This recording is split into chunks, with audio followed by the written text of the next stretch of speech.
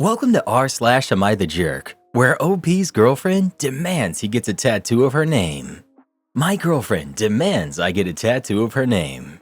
My girlfriend, who's 21, wants me, 22 male, to get a tattoo of her name.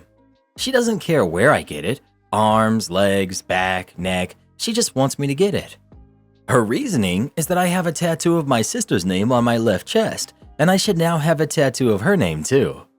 I've told her that my sister has a similar tattoo of my name, and we both got it to signify a sibling bond, and that's the only tattoo we'll ever get in our lives. She's been throwing hissy fits lately. Is this valid grounds for breaking up? We've been in a relationship for a few years, and we love each other. This would be such a stupid reason to break up. Update. I just broke up with my girlfriend.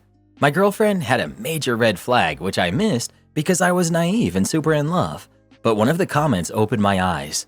The red flag being that she might have been jealous of my relationship with my sister. That was just insane, and I never even considered that scenario. I don't know why, I just couldn't stand my girlfriend anymore after reading that. This shocked her obviously, and she apologized and said she'd never asked me to get a tattoo and that she was insecure, and she said a bunch of other things while she was crying. She said she would go to a professional to work through her issues and asked me to reconsider throwing away all of the years we spent together. Well, I didn't care anymore, and I told her to pack her stuff and leave. She left a few minutes ago, and I blocked her on everything. I don't feel anything. No sadness, no regret, because I'm no longer in love with her. I want to thank Reddit for opening my eyes. Good for you.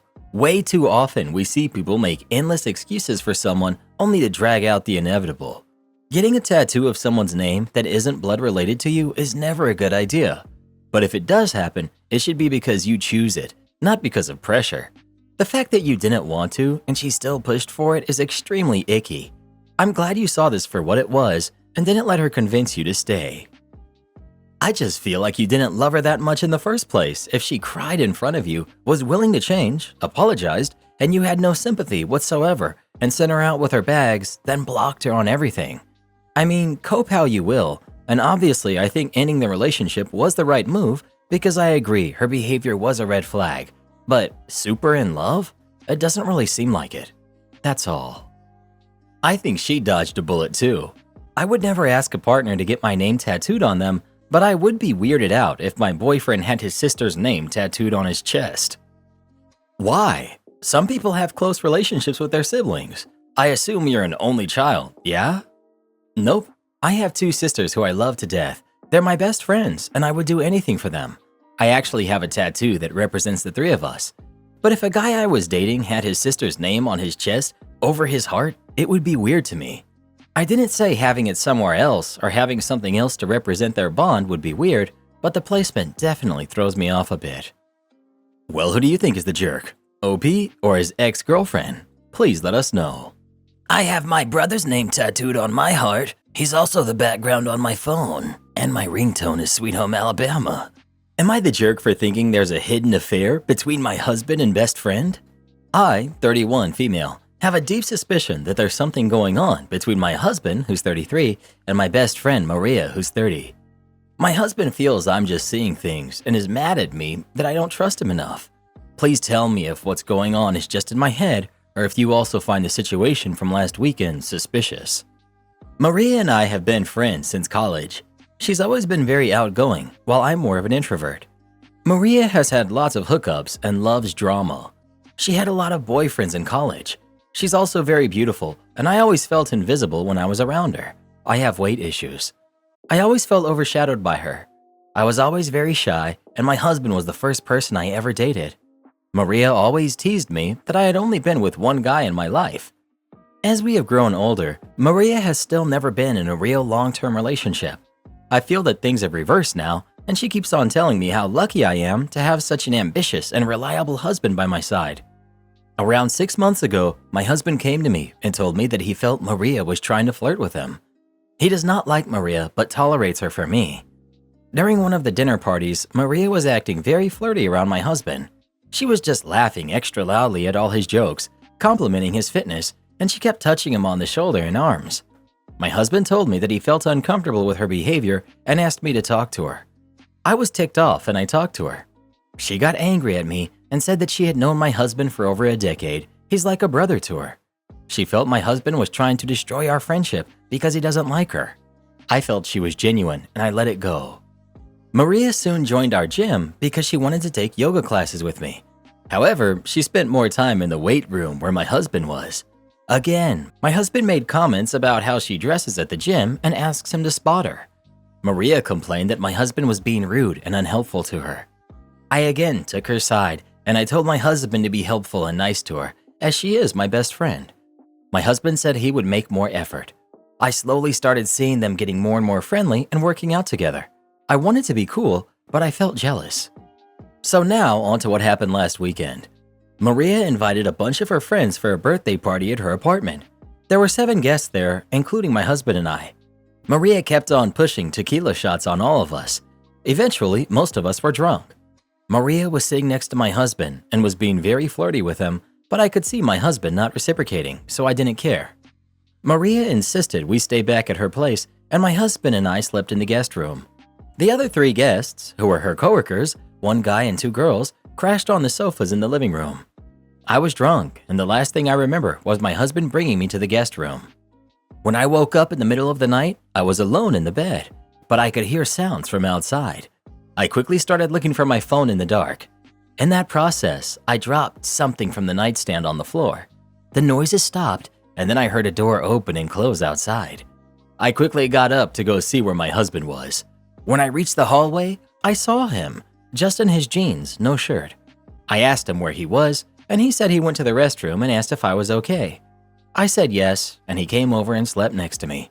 He was sweating for some reason. I asked him where his shirt was, and he said that the heater was too high and he felt hot. His shirt was on a chair next to the bed. I laid down, but I was barely able to sleep after that. I got up early and I went to Maria's room, and I saw that she was asleep alone. I told her we were taking off, and she got up to see us off. I kept this all to myself, and when we reached home and my husband went to take a shower, I immediately checked his phone. I couldn't find any messages between him and Maria. I spent the whole day thinking about it and finally confronted my husband regarding it that night. He was pretty angry at me and told me that he hates Maria, and the only reason he tolerates her is because of me. I told him about the noises I had heard, and he said he also heard the same thing when he went to the restroom, but thought that they were coming from the living room. He's still angry at me that I can accuse him of something so horrible, and he's told me that if I'm really that insecure, I should cut off my friendship with Maria. He also told me that he was never going to be in the same room as Maria ever again. I have no idea what to do. On one hand, I know my husband would never cheat on me, but it's just impossible to get the doubts out of my head. I keep on picturing my husband and Maria together. Am I the jerk to confront my husband and accuse him of cheating just because of what I saw and not having any real proof? How do I know what happened? If I confront Maria and accuse her, she's also going to be equally mad at me. I don't know her coworker friends well enough to trust what they say. I just feel stupid for trying to push my friendship between my husband and Maria. Please help. Update: they are texting via Facebook Messenger. Maria isn't your best friend. I say that sincerely as someone else who has had best friends my whole life who were similar to Maria. I had a best friend like this who was prettier, funnier, more outgoing, better with men, everything in college. My boyfriend also didn't like her. She also tried to flirt with him. I also worried about this. I was wrong. My boyfriend didn't cheat on me, and it's unlikely your husband cheated on you if he dislikes her so much. Much more likely his story is correct that he was hot and took his shirt off. Drinking makes you feel hot on top of having a heater on and sleeping. Listen, as someone who's been through this, put some distance between yourself and Maria. You don't have to cut her out 100%, but maybe take her down to about 20%. But we've been through so much together. Yeah, I know, but what's even better than that is having friends who you aren't worried want to steal your husband. Judgment: Maria is a jerk, husband is not the jerk. You are to be determined. Take this as a chance to apologize and move on. If you don't, you would be the jerk. OP: thanks. Needless to say, I will increase our distance from Maria. I feel threatened by her, especially since I see her flirting with my husband and I'm not okay with it. She does the same thing with most other men, and hence I always chalked her behavior to this is how she is. I hope what you're saying is true about my husband. I feel the fact that I just can't get it out of my head, and it's been almost 5 days since the incident, makes me very anxious. I have apologized to my husband, and he says that it's okay, but I can see he's still angry with me. Update.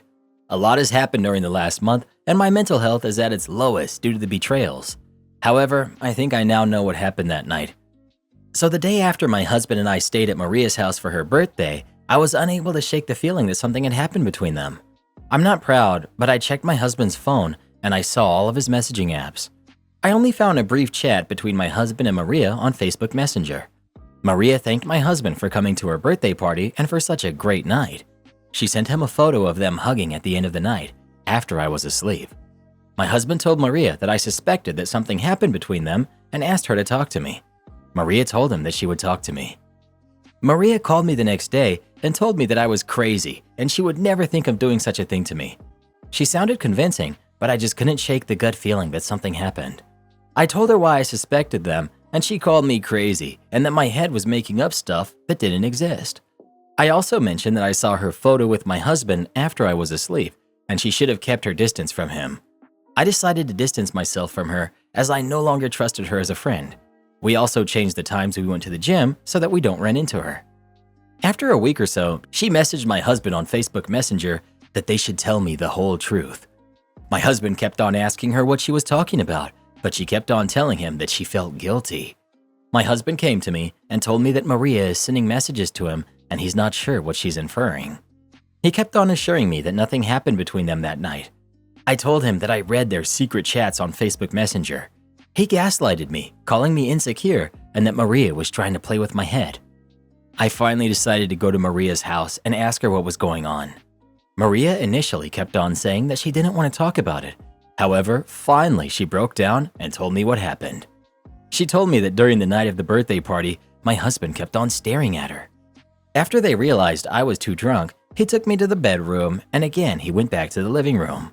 At this point, he was sitting next to Maria and kept on touching her playfully. Maria was also drunk and they decided to call it a night in 30 minutes. Maria said that my husband followed her to her room and they proceeded to do the deed. I confronted my husband, but he still kept on telling me that what he was telling me was the truth, and Maria never liked him and was just playing me for a fool. He was so angry at me that he left the house and is currently living in a hotel nearby. He keeps on calling me and asking me to trust him, but I don't know how I can trust him now. I never expected him to do such a thing. Maria has also been trying to talk to me and asking me to be there to support her. However, I don't know if I can look at either one of them right now. I'm just going to try to cope with the situation, and I plan to go and live with my parents for a few days until my husband and I agree about our future. I know you all thought I was crazy in the previous post, but I knew in my gut that something was wrong and never expected my life to suddenly come to this point. Why does OP keep defaulting into believing Maria more than her husband? Didn't Maria message him thanking him along with sending him a picture? What a mess. It reads like Maria has conditioned her into always thinking Maria is the smartest, prettiest, best person in the world, and OP is lucky she can even stand in her shadow. Her husband complained about Maria, and time again she chose Maria over him. This is crazy. Am I the jerk for describing my mom's second marriage and kids as her do-over family? I, 17 female, lost my dad when I was 5. My parents were married, but I remember dad being more present in my early memories than mom, and when my dad passed, I know my mom wasn't there for me. She left me to raise myself, or she roped in some extended family to take care of me, usually grandparents. But she wouldn't always do that, and I was sort of forced to become independent and more mature in some ways to raise myself. Like I had to make sure I ate, did homework, got to school on time, all without my mom helping me. The most she'd do is make some food, but she wouldn't even tell me she had. I usually had to search the fridge to find it. My grandparents were the ones who celebrated my birthdays with me, and they were the ones who typically went to my school for parent conferences. My mom doesn't know me. She couldn't tell you what classes I take in high school, what my favorite food or color is, who my friends and best friends are. Nothing. 5 years ago, she met her husband, Sam, and pretty quickly, like before they were living together, my mom got pregnant. So Sam moved in and my mom married him. Their first was born 4 years ago, and her son followed along 2 years ago. And right away, I saw the difference in how my mom is with them. She knows them, she loves them, she dedicates time to them, she advocates for them. All the things I do not remember her ever doing for me. She eats with them and plays with them, and she takes her daughter to preschool every day and takes her for a treat after. It sucks to see. I didn't get a good mom, but she does. Sam isn't as good as my dad was though, but he's still better than my mom ever was to me. Last week, my mom asked me to babysit for her and Sam, and I said no. My mom was shocked and asked me why I wouldn't babysit. I told her I had work and I had plans with friends. She told me she would have expected me to want time with the kids. I told her I don't want time with her do-over family. She asked me what that meant, and I said Sam and the kids are her do-over family. She's a better mom to her younger kids, and she and Sam have created their own perfect little family with them and their kids. But she was never that for me. I told her I have zero interest in helping her out with her do-over family, and I pointed out that it was the most she had said to me in years, because she normally doesn't talk to me or include me in anything, and the only reason she was speaking to me is because she wanted something. She was like, "How dare you say that about Sam and the kids?" And she told me I had an awful attitude, and she hopes the kids never pick up on how I feel about them and their dad. She told me they deserve better than being described that way, and she told me I had some nerve to be jealous that her kids have a happy family life. I laughed and told her she only cared about them, and that was clear. She called me a nasty little jerk. Am I the jerk? No, not the jerk. You're right, and you were blunt about it. Your mom didn't want to hear the truth. It sounds like you have your head screwed on, right? But I would start making plans for when you can get out of there. College is amazing, and you can find your own chosen family. OP, I plan to go into a trade because college isn't in the cards for me, but I already have plans for what will happen when I turn 18 in a few months. As a tradesman, here's my unsolicited advice. Make sure you join union if you can. Trade unions in America, assuming you are there, are not the best by any means, but you don't want to be caught doing electrical work or masonry work without being in one. It's too hard of work to not get paid union wages. But starting so early can be good for your retirement and benefits. I wish you luck. Not the jerk, but also make sure you play nice until you can skedaddle. Just because you're right doesn't mean that she won't be vindictive or mean because of your actions. Am I wrong for throwing out my pregnant girlfriend who won't pay rent? My girlfriend and I have been living together for around 10 months. When she first moved in, she insisted on paying rent, and I was reluctant to charge her if it didn't work out, but she forced it and paid a month. Then I found out she's struggling for money, unable to pay for things, is in a lot of debt, and lives month to month. She agreed with me that she'd start when she clears the debt. Fast forward to Christmas, I find out that she's been stealing my clothes to give to her family as gifts. She lied for 2 weeks, blaming me until I showed her footage of her taking the things from the camera in the living room. I later then discovered through letters or texts I've seen appear on her phone that she's been doing nothing to pay off any of it, so I confront her. She tells me and shows me messages that her mother and sisters constantly guilt trip her into giving them money, and they have for years. They'll message her on payday asking for it, and she feels bad saying no, despite none of them ever paying it back. Her mom alone owes her over £6,000. She's taken a ton of loans out for her family, and they leave her with the debt and don't pay it back. Luckily, her credit is now at the point where nobody will loan to her, but she still tries and does it for them. I also found out, after going through her finances, which yes, I shouldn't have been doing, but something wasn't adding up and I was being lied to, that in the space of 20 minutes, she spent £300 on gambling sites. All during this time, she isn't paying a penny towards rent, bills, anything. She'll occasionally buy food or shopping or trips out to Starbucks, but I tell her enough is enough and she needs to start paying her way.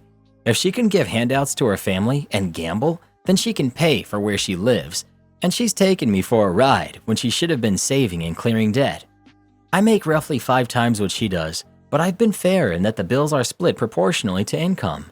She'll earn £1,400 per month and pays £600, which includes rent and her share of the bills. I take on the rest, which is substantially more, but I believe it's not fair to take more. On the 1st of this month, she tells me she can't pay rent. She says she's paid out too much on our trips to Starbucks, food shopping, and I'll get it when I get it, but she doesn't understand why I need it this month when she's lived for free the past 9 months anyway. I've asked her to explain where her money has exactly gone, but she tells me that I'm controlling and it's none of my business. In fairness, she will pay when we go food shopping, but rarely in comparison to me. I've kicked her out as of yesterday and told her she needs to go find somewhere else to live. She is, however, pregnant, and she's using that card as a way to guilt trip me and say that I've thrown her and my child out onto the streets. In my opinion, she's taking me for a ride and prioritizing her family that's using her over her own family she started. What's the solution here to getting her to see that she's not treating me fairly? Update. I set her down and gave her an ultimatum early last week. I explained to her that we are a family and became a family when she decided to have a baby with me. I told her if we're going to stay together, she's going to have to be a lot more open, contribute, and no more taking on debt she can't afford, which brings it to my door when she can't pay. I also told her I want to see her bank statements because I suspect she has a gambling problem and is in some serious debt. She agreed to all of this and committed to showing me the bank statements when I ask, and says going forward she'll pay towards bills. I believe she's turned a corner and started getting along with her better, and she moves back in. As I was sat next to her phone last night when she went to grab a drink, her phone lit up with a text that said, "Loan accepted by ex-lender. Click here to accept." I immediately called her out, and she starts crying, telling me she has no money left again for the month, and she's had to resort to payday loans for some money. I tell her she should have come to me, and I tell her I explicitly said no more loans. She also tells me she won't be able to afford to pay towards bills again. She works full-time and brings home around $1,400 to $1,200 a month, dependent on hours, but a lot of the time she phones sick, so gets sick pay, which is a lot less. I asked to see her bank statements, and she refuses, telling me I'm being controlling by asking when she's told me and I don't need to see them. That's the last straw for me. I'm almost certain she's been giving it away at this point again or gambling. I give her a scenario. Your baby needs food and there's none in the house. What are you going to do? She replies, "You'll have to pay."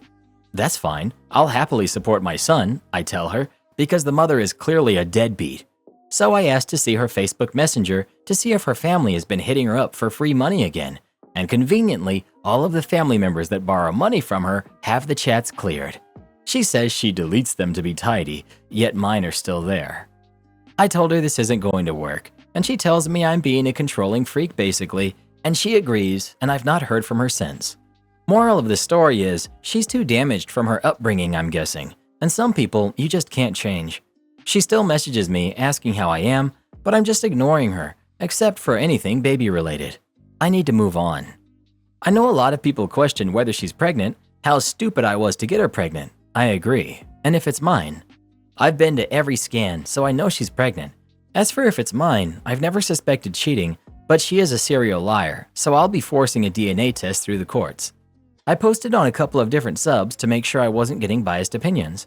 My focus is now getting as far away as possible from her for my own sake.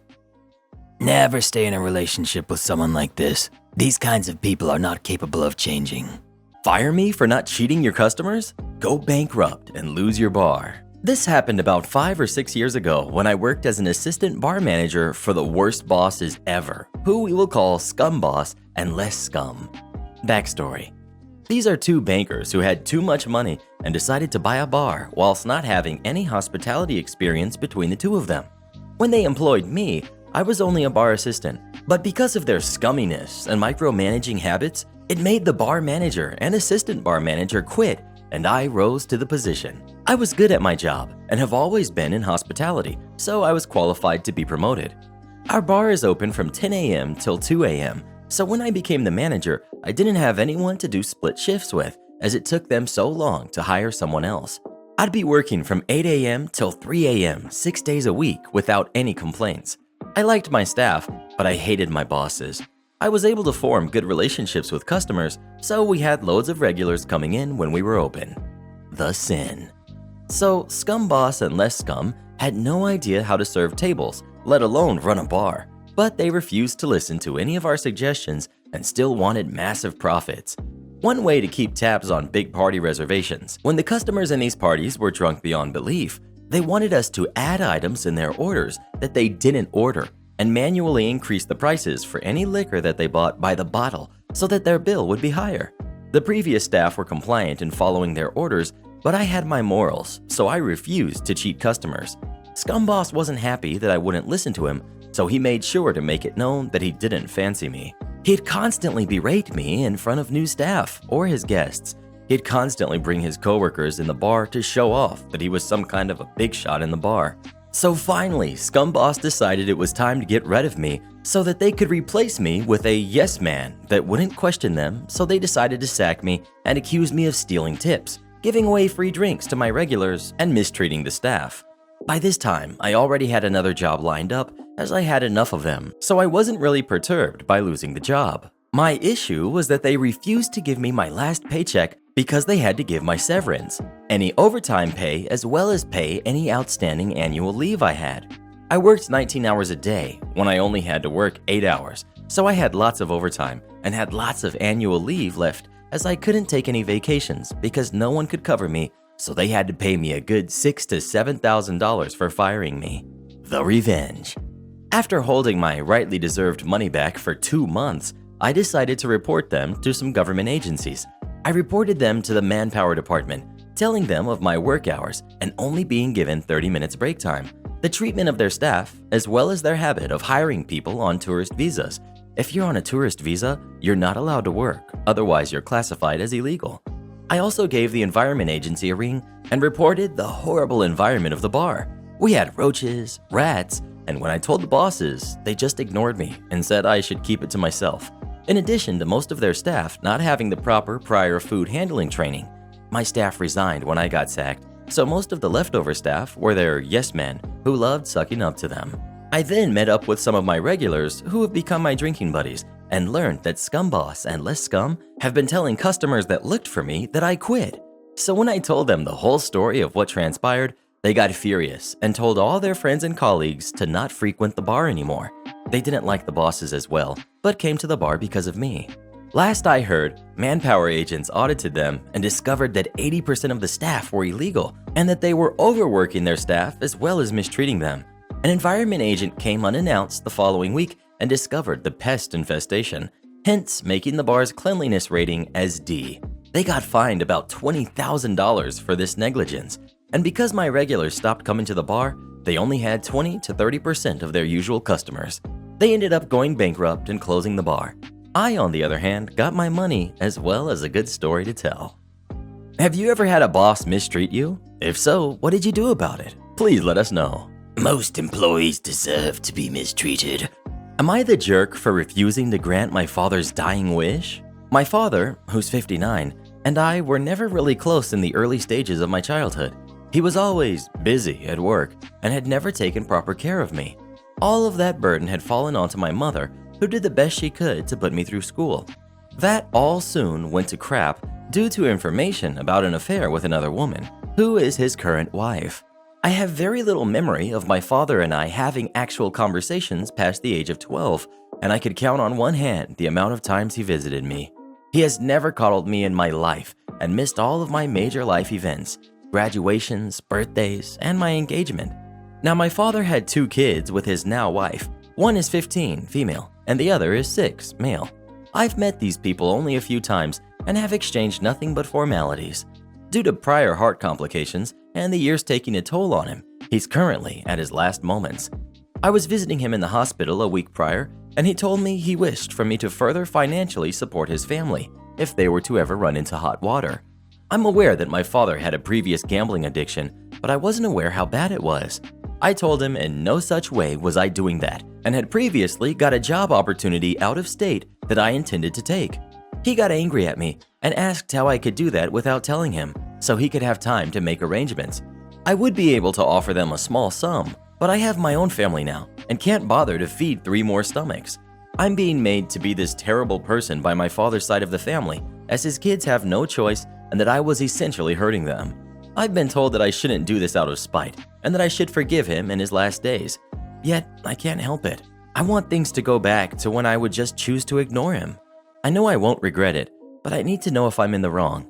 Would I be the jerk if I refused to be a bank account to my dying father's other family? Well, what would you do if you were in this situation? Would you financially support that family or no? Please let us know. Of course he should. They deserve it. Karen thinks I must cater to her needs. She gets put in her place and kicked out of the store. This happened in Germany not too long ago. Keep in mind that there are mostly smaller retailers here and not so much big box stores like in other parts of the world. which means that most small stores don't have dedicated store security. At least I've never seen them.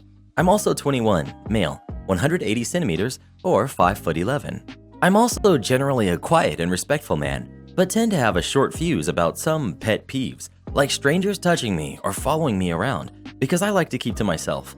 Also, I really enjoy non-physical confrontation if someone pushes for it, but I wouldn't start drama on my own. On to the story. The cast. We've got Karen. We've got me, the guy who doesn't work at the grocery store. So I was shopping in a German food store to get some groceries, snacks, and the likes when I ran into an entitled Karen. I was wearing cargo shorts and an AC/DC shirt, so I wasn't exactly looking like a store employee. Never mind that my cart was decently filled with various different items. I was minding my own business when I heard a surprisingly polite voice behind me. Karen. Hey, young man. I turn around and see the future Karen, a bit shorter than me, middle-aged, not the special haircut, and a seemingly fake friendly smile. I don't know, just put me off for some reason, combined with her general, nosy, arrogant attitude. Me. Are you looking for something? Yes. Go fetch this item for me, please. At least she was friendly about it, but said it as if nothing was wrong with it. I personally have never seen an employee at a store like this play fetch for a customer. Most they do is either tell or show you where the item is and you have to go get it yourself. Me, trying to smile at her. I'm sorry, I don't work here, but you can find the item over there. I then turned around and went on about my day, but I guess we all know that's not the end of the story. After a few steps, Karen flipped a switch and decided to go crazy as I heard her stomping after me. Karen. What?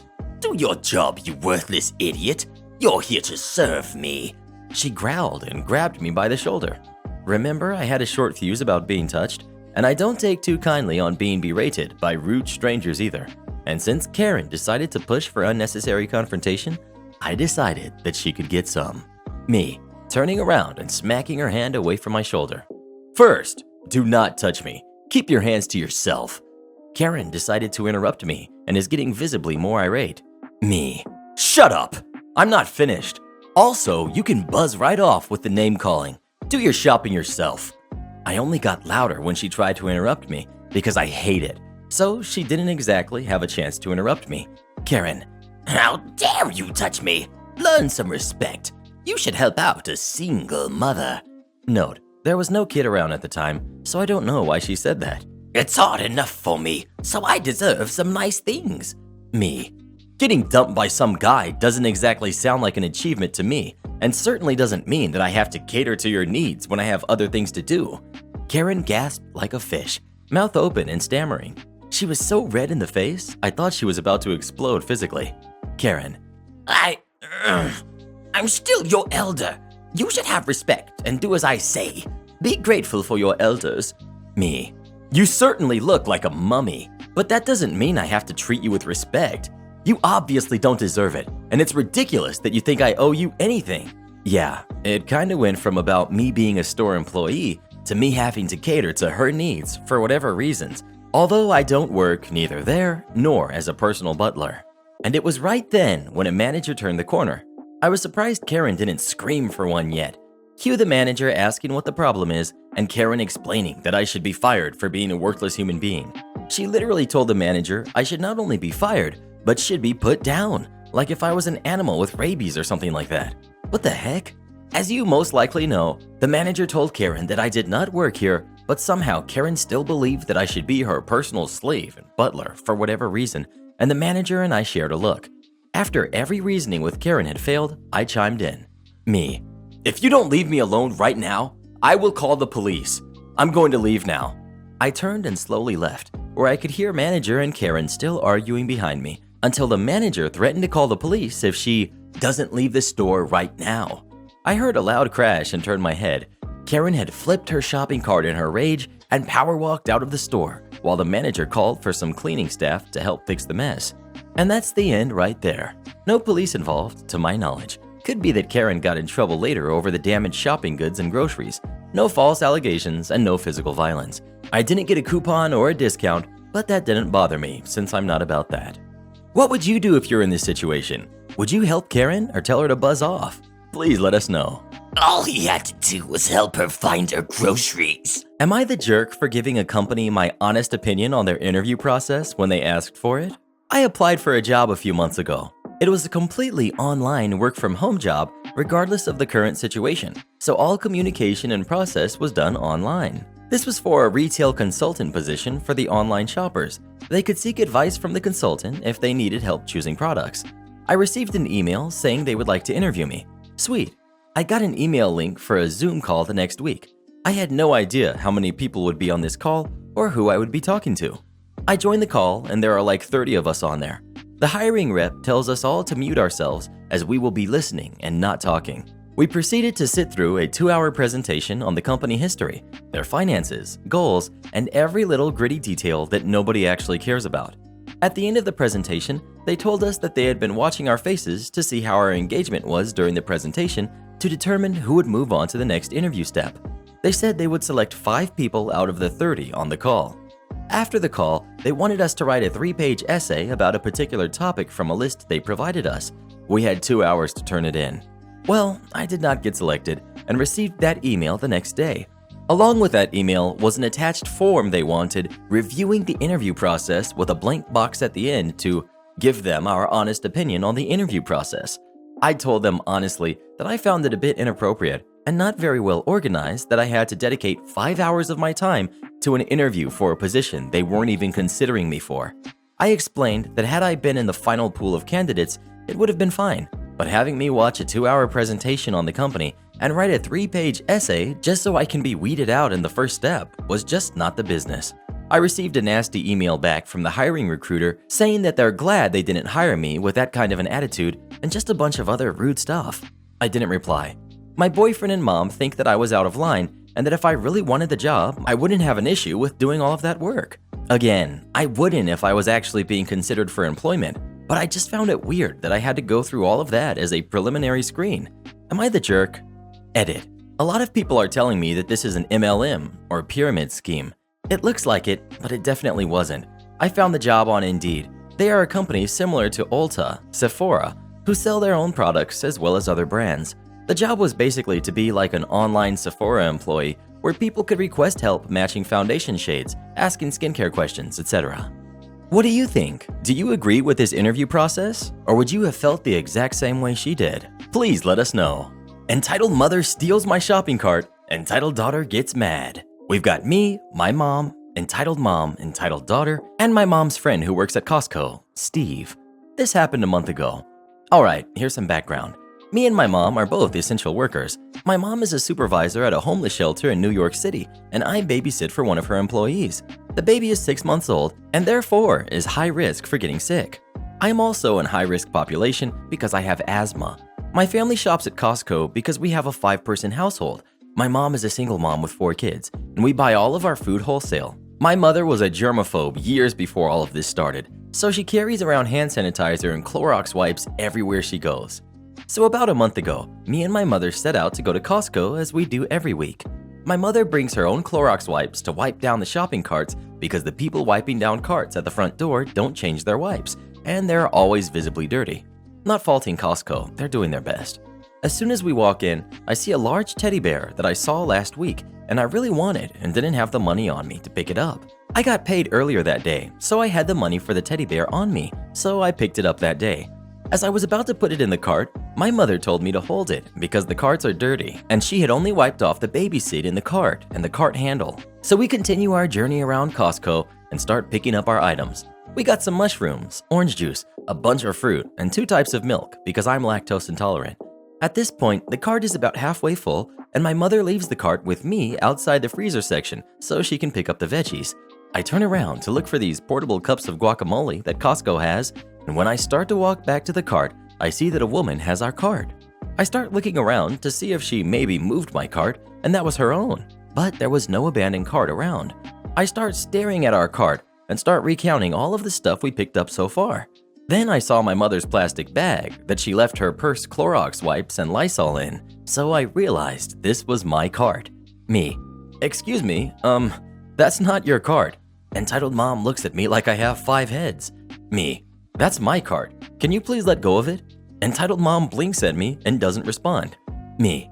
Ma'am, that's not your… Entitled mom puts her dirty leather purse on top of our strawberries and starts to walk away with my cart. At this point, I'm mad. So I run over to the cart and stop the cart with my leg because my hands are full, and use my authoritative voice that I used when children were misbehaving back when I was a camp counselor. Me. Please step away from the cart. It is not yours. Entitled mom snaps out a daze. What are you talking about? Pushes the cart onto my leg. Me. Look down. This isn't your cart. Entitled mom looks startled, picks up her purse, and walks away. Me. I sigh and put down the guacamole and begin to switch out the strawberries Entitled mom put her purse on. Enter Entitled daughter. Did you just scream at my mother? Me. No, she tried to take my cart and I told her to stop. Entitled daughter still yelling. She said that she's sorry. Next time, don't scream at her like that. I step back from Entitled daughter. I didn't scream at her, and I really don't care. Please leave me alone. It's over now. I think it's a good time to note that Entitled daughter and Entitled mom didn't have their masks on, even though it was state ordinance to wear masks in public and Costco policy to wear masks while in store. Entitled daughter was getting in my face while yelling at me. My mom comes back with all the veggies she picked up and starts unloading them into the cart. While she is unloading the veggies, I explain to her what just went down and ask her to wipe down the cart again. Entitled daughter screaming at me across the aisle. She said she was sorry. Me. I don't care, and I wasn't talking to you. Please leave me alone. Entitled daughter. Don't be rude, girl. Mom. I'm sorry. She can have a rude tone sometimes, but she was just telling me what happened so I can wipe down the cart. Entitled daughter. Do you think we're dirty or something? At this point, my mom tells me to ignore her and she wipes down the cart so we can go on with our shopping. A few moments later, my mom's friend Steve walks up to us and asked us what Entitled daughter was talking about. Apparently, Entitled daughter told Steve, a Costco employee, that me and my mother were harassing her. We explained what happened and went about our day. Entitled daughter also gave me a death stare when I was getting my Costco hot dog after we checked out.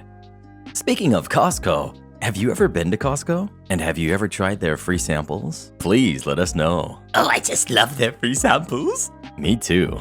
Am I the jerk for not telling someone I can read lips? I've had hearing loss for most of my life, but it was diagnosed when I was about 7 years old, so I learned to read lips at the same time I was learning to speak. I'm very proficient in reading lips. Whenever I work with someone new, I make sure to let them know that I have hearing loss and to make sure that they are facing me and I'm aware they're talking to me. I've never actually mentioned to any coworkers that I could read lips, but I'm pretty sure most of them at least suspected strongly. A new coworker started, and I did my customary introduction and disclaimer about my hearing. I don't think she believed me because she got very offended when I ignored her. The problem being, she was trying to get my attention from behind me, and I genuinely did not hear her. Once someone got my attention, I apologized to her and pointed out that I did have hearing loss and I wasn't aware that she was talking to me.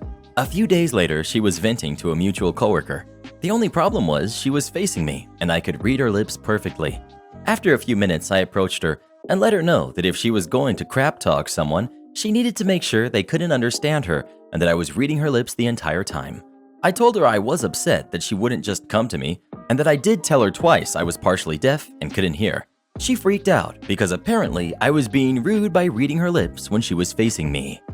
I think we all know who the rude one is here, and it's definitely not OP. But do you agree or disagree? How dare she read her lips? I don't work here, Mom. A little background. I've been in the culinary world for over 10 years now, going back and forth between working on the line, savory, and a bakery, pastry. I love both, and although I'm very good at what I do and love to cook and bake, I am by no means a chef.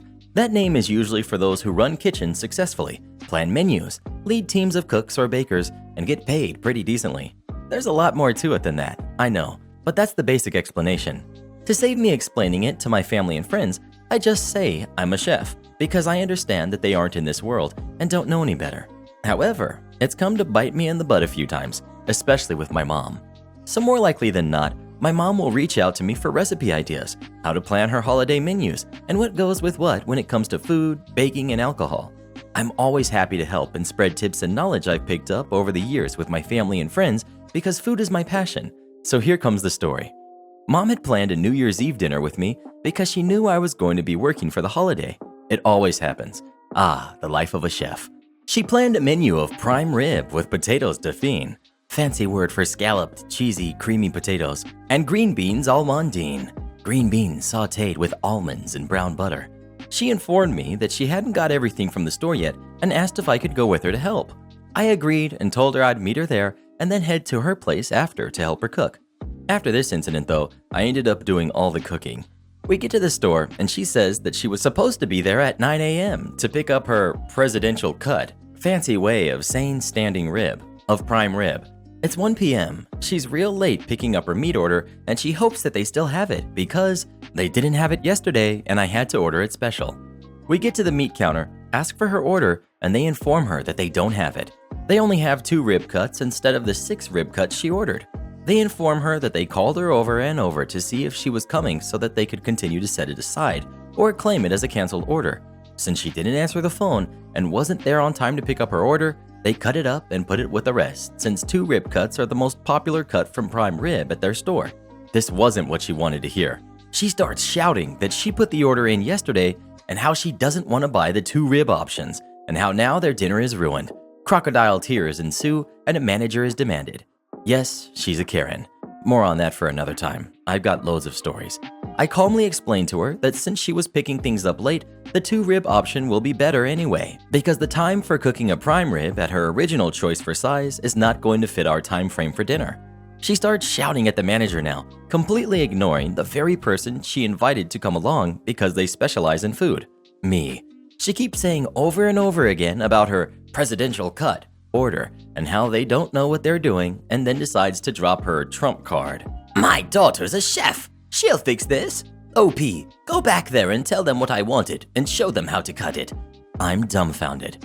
Mom, I don't work here, and although I know cuts of meat, I'm not a butcher. I can't, she cuts me off. My daughter's a chef. She'll educate you idiots. OP, show them how to do a presidential cut of prime rib. Get me my order. I've had it at this point. Normally my siblings and I just let mom go on her tirade to save our sanity, shoo her away, and then profusely apologize to her victim later. But this was ridiculous. Me. No, you go get the rest of your shopping list and I will handle the situation. If you're going to use my title that way, then I'll just go home and grab a burger along the way. Forget your dinner. She huffs and walks away as I turn my attention to the poor people behind the counter and the manager of the store that looks bewildered at what was going on. Me. Gents, I'll take 3 orders of 2 rib cuts. I apologize for the scene she has made. They offered to discount the meat and I refuse.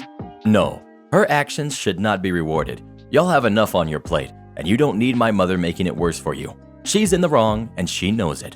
After thanking and apologizing again for the 50th time, I catch back up with my mother and ask her if she's done with her meltdown. She sees the meat order and huffs again, saying, "Whatever," as she throws it in her basket. We made it out of the store alive and head home only to hear her retell her experience to my poor stepfather. I ended up cooking dinner with him that night and summoning her from her room where she went to pout when everything was ready. Everything tasted great and cooked on time. I still feel bad for those poor butchers behind the meat counter that had to endure my mother's Karenisms and hope they enjoyed their New Year's. This is a regular thing with my mom that us kids and my dad, her former husband, have had to put up with over the years. I've got loads of stories and would be happy to share. I'm just not sure which subreddit I'd share those in. Am I the jerk for leaving my sister at home when it was time to go to school? This happened a few months ago, but it's still a point of argument today. I, 16, female, have a 14-year-old sister. I have my own car, and since we both attend the same high school, I'm expected to take her to school with me. My sister, great as she is, has absolutely no sense of urgency when it comes to being on time. She'll deliberately refuse to get out of bed in the morning, takes half an hour minimum to do her hair, and spends so much time primping that she forgets to do necessary things like packing her lunch or taking her medication. I have to go out of my way to wake her up several times in the morning because she refuses to use her alarm and has broken several alarm clocks by throwing them across the room when they go off. I, on the other hand, am annoyingly punctual, and it stresses me out to no end when I'm late because of her. Every single time I've been late this year has been because of her. I'll spend several minutes sitting in my car waiting for her before she comes running out, only to remember that she forgot something, and will spend more time looking. I've been late a total of 6 times and end up cutting it close almost every day. My school has a policy that 8 tardies and 1 quarter gives an automatic 3-day suspension. Despite constantly trying to talk to her about it and express that I need her to be on time, she hasn't made any effort. My parents are no help. One day I was waiting in my car for her, nervously tapping my foot and waiting while she dallied. I, looking at the clock, realized I'd have to leave right away to be able to make it on time, and decided I'd had enough. I backed out of the driveway and left without her. About 20 minutes later, I got calls from both her and my parents. My mom and sister were furious that I had left her at home and that my mom had to give her a ride. My dad said that he thought it was hilarious and supported me in leaving her. I thought it was totally fair. This way, my sister had to face the consequences of her actions without dragging me down with her. However, many of my friends and family are adamant that it was a jerk move.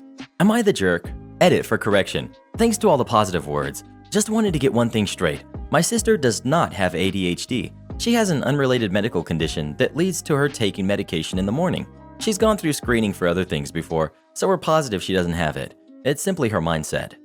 Well, what would you do? Would you leave without her? Or would you keep being late because of her? Please let us know. The day I gave my 4 weeks notice. I came to the store on a Wednesday morning to hand in my 4 weeks notice. But when I got there, my colleague was working the checkouts and the customer service by herself. The manager was handling the safe, so she couldn't come and help, and we had to wait for another colleague to finish the unloading of the truck. So, me being a great colleague, I helped the only customer at the customer service to make sure she didn't have to wait for at least 10 minutes to get a pack of cigarettes. And just when I closed the customer service, Karen came around the corner. The customer service does have a little checkout for people with baskets, which Karen had. However, it was closed, and since I was off the clock and I had an appointment later that morning, I was not going to open that checkout for her. Mind you, I had been chatting with the other customer for a while, and around 8 to 10 minutes had gone by at that point. And since I was in my raincoat, which is not even close to the work attire, I thought she would understand the circumstances given the huge line at the other checkout. Okay, on to the actual conversation. We've got me, we've got Karen, we've got Nice Lady, and the manager. Karen puts the close sign in the magazine rack, opens up the exit, and puts her stuff on the counter, aka opens up the checkout herself.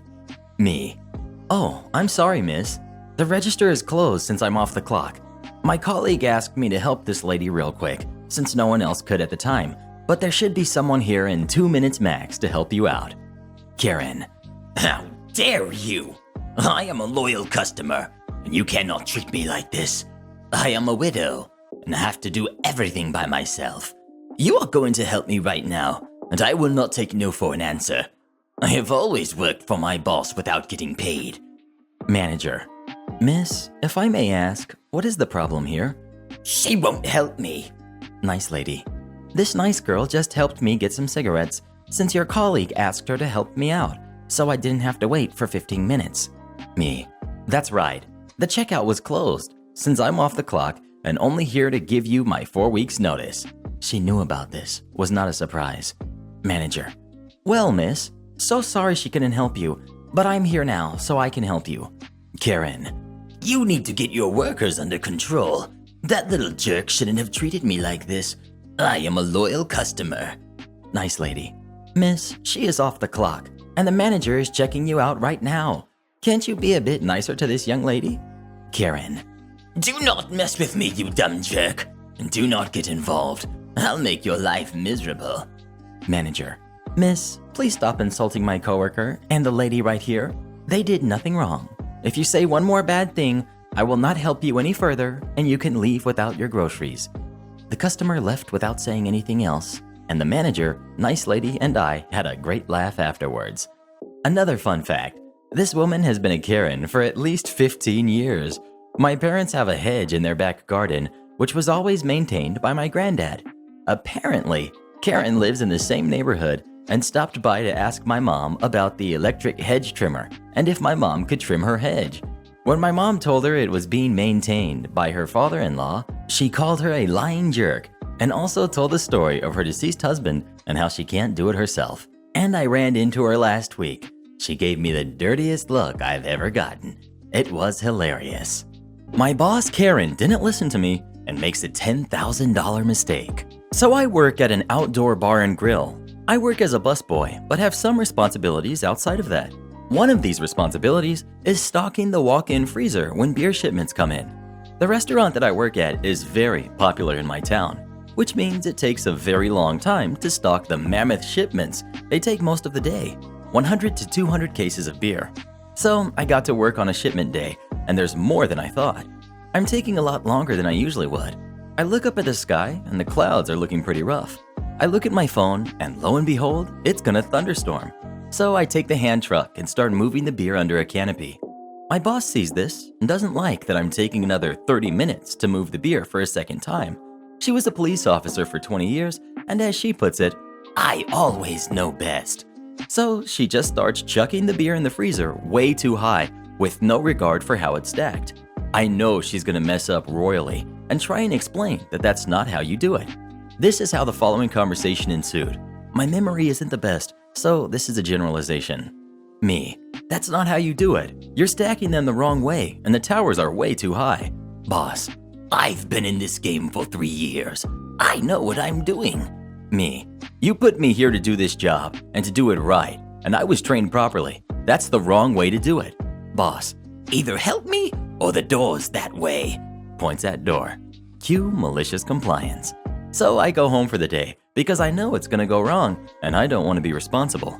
Not 30 minutes later, I get a call from a coworker furiously screaming at me, saying that I need to get back and fix my mistake. So I ride my bike back and walk right to the freezer and see a mess. The entire right wall fell down, ruining around $4,000 worth of beer, $2,000 worth of food, and the entire wall is soaked.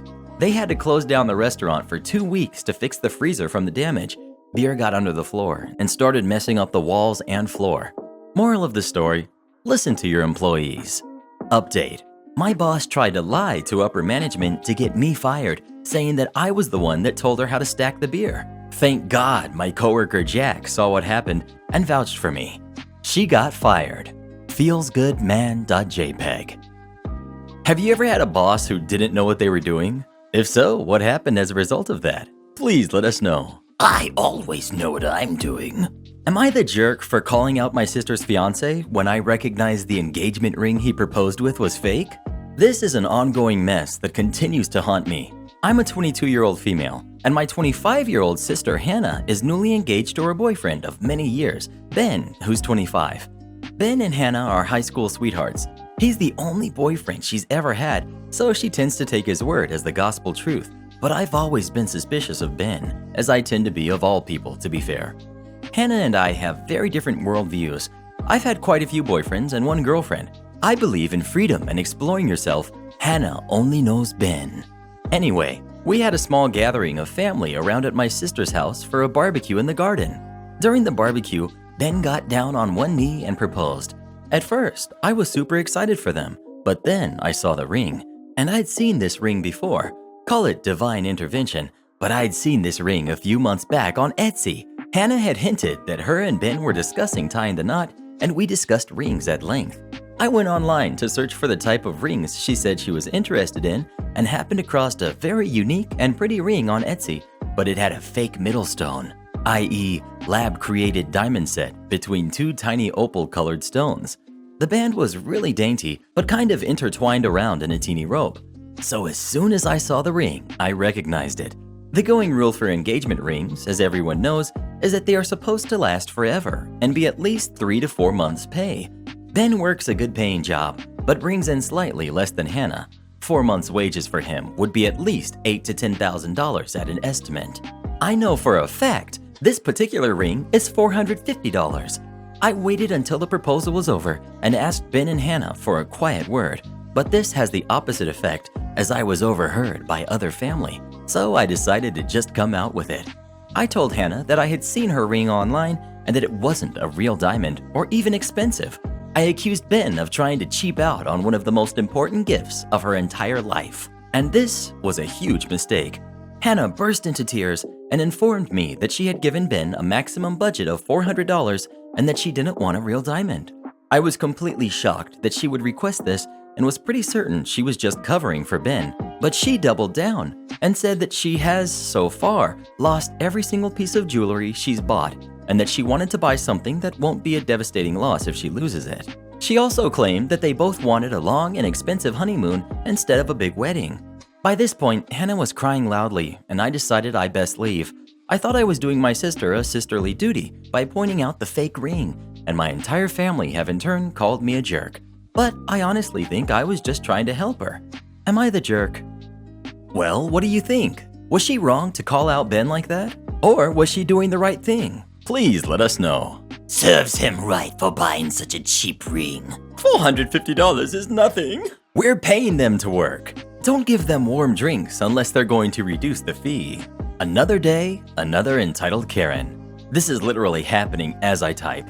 So for those who haven't seen my recent posts, I'm a veterinary nurse living near the Alps in Southeast Australia. It's winter, it's cold, and it's calving season. Myself and Boss Dude have been called out to a farm to assist with a bovine birth. It's this cow's first labor, so the farmer wanted us nearby just in case.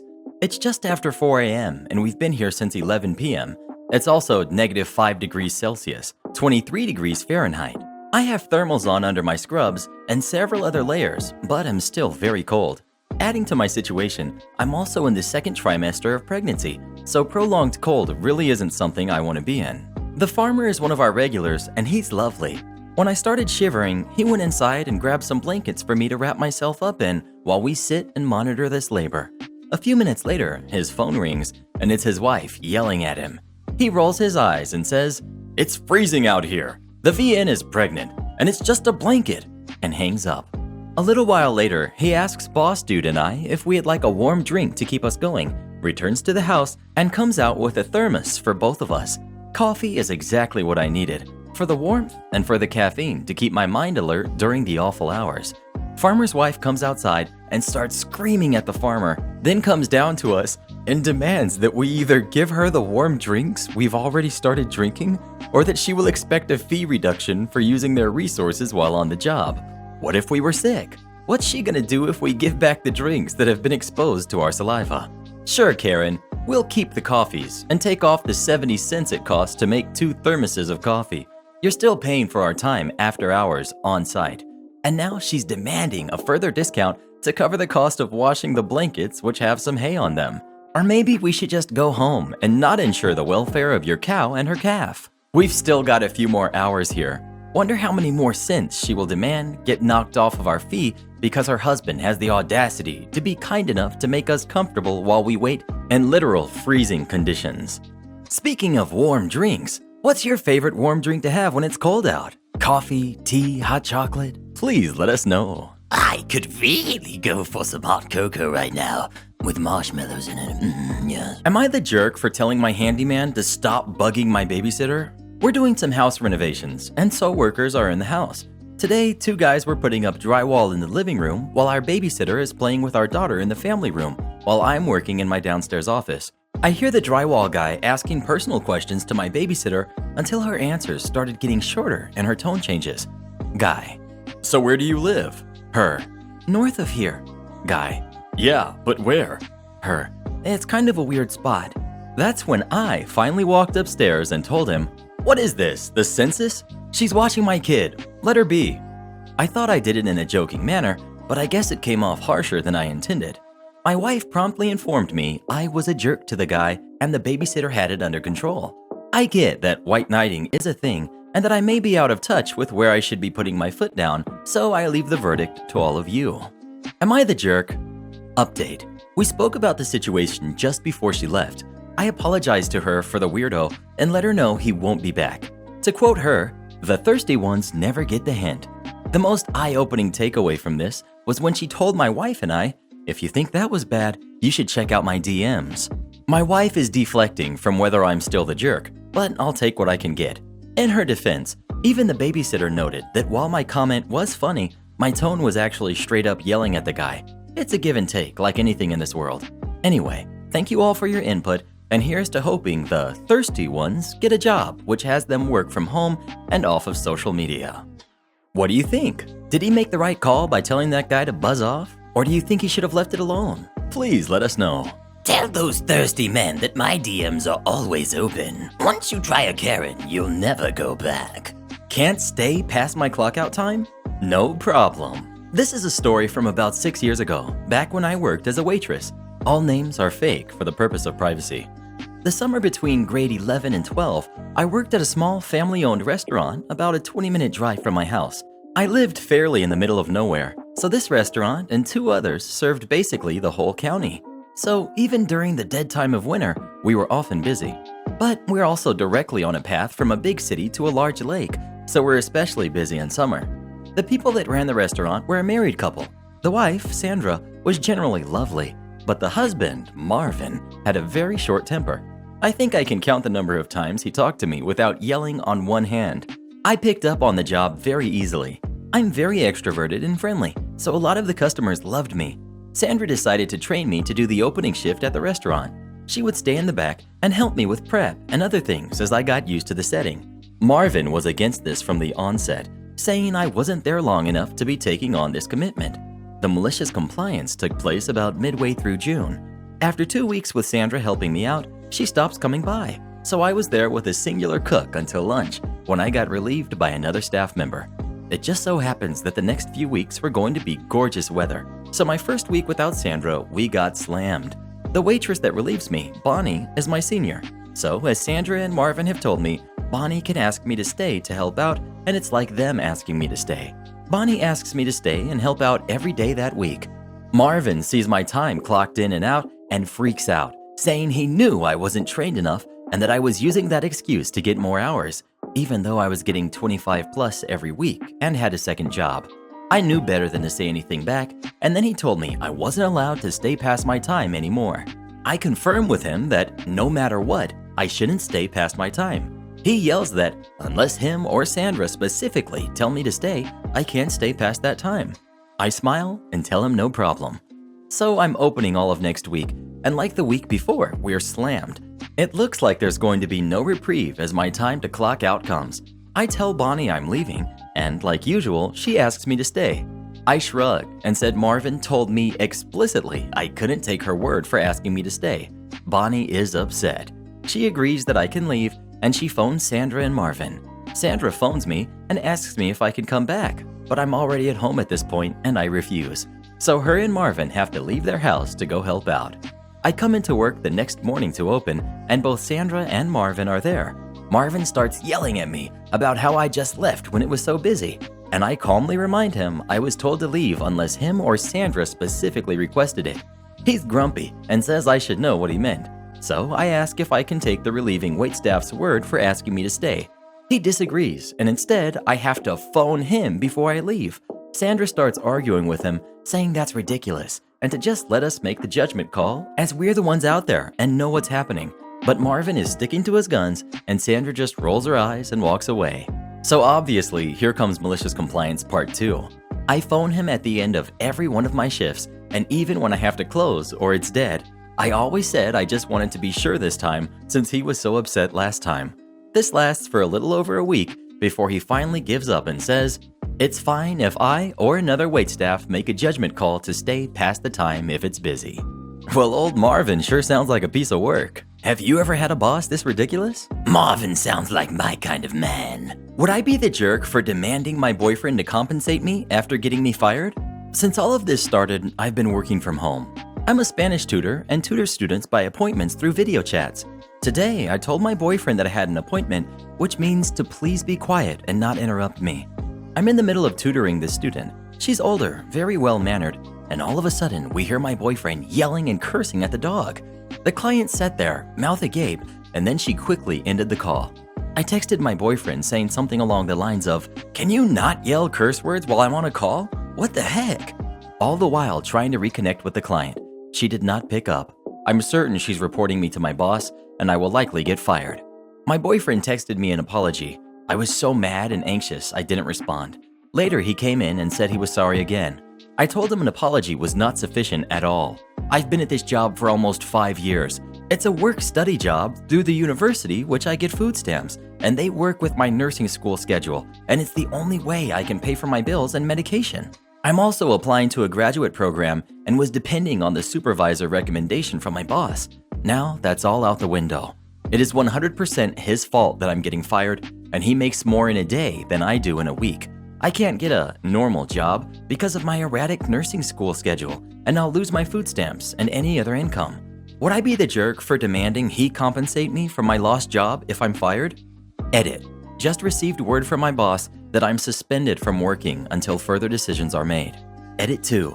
He agreed to pay equivalent to my salary until this is all resolved. My boyfriend owns his own business, so he makes a lot of money. Yes, he has military-associated PTSD. I didn't put it in the original post because he doesn't like that to be broadcasted, but I understand that it's important to mention. Yes, I live in the US. No, there's no more information to tell. This is the whole story. I've never done anything wrong at work, so this is my first offense. But I live in the Bible Belt in a very conservative area, and saying words like he did is a huge deal, unfortunately. Yelling at dogs is not abusive. Sometimes, as a trainer, we have to yell to be heard over barking dogs or even correct behavior in others. He was trained by the military to do what he does, so I trust his methods over the comments of Reddit strangers. Yes, we live together. He was in a separate room, but has a loud voice, and we could hear it through 2 closed doors. So what do you think? And what would you do if you were in this situation? Please let us know. Every day, we wear black. As a lifetime service industry employee, it's pretty typical to wear black as a uniform. Black blouse, black slacks, or jeans, black dresses, and black shoes. As a makeup artist for Paul Mitchell, we must also wear black as a uniform for, well, uniformity, but also as to not cast colors onto anything or anyone being worked on, especially on a set. Working in a media spa meant scrubs, and much to my utter shock and surprise, they too were black. I bet you can see where this might be going. I wear black practically every day from head to toe, but trendily or fashionably, as to look less emo/goth and more stylish, or possibly a very angsty witch. Think AHS Coven. So there I was, elbows deep in a cart full of colorful clothes, spiraling deeply into an abyss of color possibilities. Blue goes with the black, white goes with the black, red goes with the black. I'm 6'3", so I have to try everything on, and I'm near the dressing room, about to try on my first haul, when I get yelled at. Excuse me? Some old voice says to nobody in particular. Excuse me? Could you put that down and open a register? I hope someone helps her. Her voice is grating. Excuse me? You're needed over here. I look up from my rainbow clothing vomit, spilling out onto my tiny cart, to see several ladies looking at me, then back at the woman talking. Surely she's not talking to me. I can't believe she just ignored me. Excuse me? Are you deaf? Open a register. The line is too long. Surely she does mean me, and I can't believe she'd talk to an employee like that. Wait, yes I can. I look back up, and an actual employee asks me if I need anything, probably wondering why this woman is demanding I open a register, like I have some kind of superpower that gives me permission to do whatever I want. I think that woman thinks I work here, I tell the employee. I know, I've been watching her get mad from behind the fitting room. I can't open a register unless the manager asks us to. There's only 3 of us today, so I doubt she'll do that. The yelling woman sees us talking and gets upset. She storms over, and being about 5'4", picks the short staffer to assault. I've been waiting in line for 20 minutes. Actually like 5. Telling your staff to open a register, and she's just been ignoring me. I want to speak to your manager. Finally, the employee breaks down and says, "Ma'am, she doesn't work here. I don't know what gave you that impression, since she's not wearing a lanyard or anything with our logo on it. She doesn't have the authority to open a register as she's not employed here." I joke and say, "Every POS is the same." Horrible. To which screaming Karen loses it and says, I'm telling your manager you called me a piece of crap. You're going to lose your job. The employee is about to laugh, but obviously trying not to, and instead has a huge smile and says, "Sorry, ma'am. Hello, hi. She doesn't work here. A POS is a point of sale, which is what we call a register." You don't even work here? Then why are you dressed like that? Why didn't you say so? Because that isn't my job either. She lost her place in line and had to wait longer. I tried on my cart of clothes and found many things that go with black. This isn't the first or last time I've been accused of being employed somewhere, but definitely one of the more fun, less scary incidents. I typically get mistaken for management or a cop. Am I the jerk for hiding my finances from my future mother-in-law? I recently got engaged to my boyfriend of 3 years. For background, he's an oncologist. His parents divorced when he was 5. Mother-in-law never remarried or had more kids, but father-in-law did, and so fiance has a younger half-brother and a stepmom. I have a BA and MBA from decent schools, but I quit my conventional office job to be a yoga teacher and eventually opened my own yoga studio. Mother-in-law was not outwardly hostile towards me, more like polite but very cold. She told fiance it was because a yoga teacher wasn't good enough for him. Why couldn't he find a nice lady doctor or nurse at work, etc.? Fiance told me this because we don't keep secrets, but I never mentioned it to mother-in-law. I just stopped trying so hard. She would periodically warn fiancé I was out for his money because he's a doctor. He needs someone on the same level. What mother-in-law did not learn until after we were engaged is that through my grandfather, I have a substantial trust fund. I have 0 student loans, a paid-off home, car, and my own studio with no debt. I keep this information private from most people because I don't want to be judged for it. I didn't tell fiancé until about 15 months into our relationship. When we got engaged, she was telling fiancé he needs a prenup, and that's when he told her about my finances. She lost her mind. Told him he and I should not have withheld that information. We were disrespectful, deceitful, manipulative, etc. She then started trying to act like my best friend. I maintained a polite distance. She asked fiancé why, and he told her that I knew she didn't like me because a yoga teacher isn't good enough. Y'all, she turned on the waterworks, tears, sobs, said he should not have told me, and that he ruined her relationship with her future daughter-in-law. I think she's full of it. His father and stepmom have been kind, accepting, warm, and loving to me since the day we met. It didn't matter that I'm just a yoga teacher. His mother insists I and my fiancé are cruel and deceitful. I think people like her are the reason I'm right to hide my financial situation. Fiancé thinks we should apologize just to smooth things over and clean the slate. I have no interest in doing so. Am I the jerk? Edit. For those asking, my fiancé would defend me when she insulted me. She did know I owned the studio, but assumed I financed it with loans. He did not have my explicit permission to share my finances with her, but was so sick of her harping about a prenup, he wanted to shut her up. As for all the advice about the prenup, that was always the plan, which my fiancé is obviously fine with. She's probably going to lose her mind. I've poked around on Reddit, and I think my fiancé is what people refer to as a surrogate spouse to his mother. Another incident comes to mind where she started crying when he wanted to spend his birthday dinner on the day of his birthday with me instead of her, and offered her the day before or after. That's clearly not healthy. So what do you think? Is it okay to hide your financial situation from your future mother-in-law? Or does she have every right to know? Entitled mom calls police on me because I refused to pay to fix her car. Cast. We've got me. We've got entitled mom. We've got innocent kid, assistant manager, and the police. I worked at a truck stop, and on this particular day, I was working the front, which is mostly car drivers. Kid comes in and says she wants to fill up on pump 16 and leaves me her card. I asked if she was getting diesel, and she said yes. She comes back in a few minutes later and pays. I thought that would be the end of it. Nope. Enter entitled mom. This is probably where I should drop some knowledge. Pumps 14, 15, and 16 are different from the other pumps on that side. They are meant for vehicles bigger than cars, but not as big as tractor trailers. If you don't know, most of those vehicles have 2 tanks. As such, there are nozzles on each side. Think a little less space between pumps and turn one around so they're facing each other. There's only 1 parking space for all the pumps.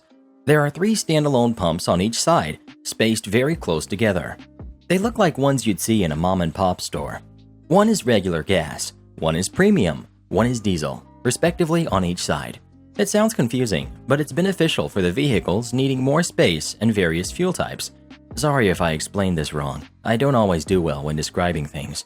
The majority of people using those pumps are well versed on how to use them. Occasionally, other people would pull up when we were slammed, and it was usually these people who would mess it up. Each pump is vastly detailed to prevent errors. If only. The diesel pump is pretty much plastered with the word diesel everywhere, including the handle of the nozzle. I kept more than a few people from putting the wrong fuel type in their vehicle. I was always vigilant about asking because I know how I'd feel to make a costly mistake like this. If someone were to say they wanted diesel on pump 14, I'd tell them the diesel pump was 16. Now, back to our entitled mom. This lady is furious when she walks in. She immediately asks who rang up her daughter, and I said me. Then she's all, My daughter just gave me the receipt, and this is not what I paid for. Your advertised gas price is... Insert 2012 gas price here. And I was charged a lot more.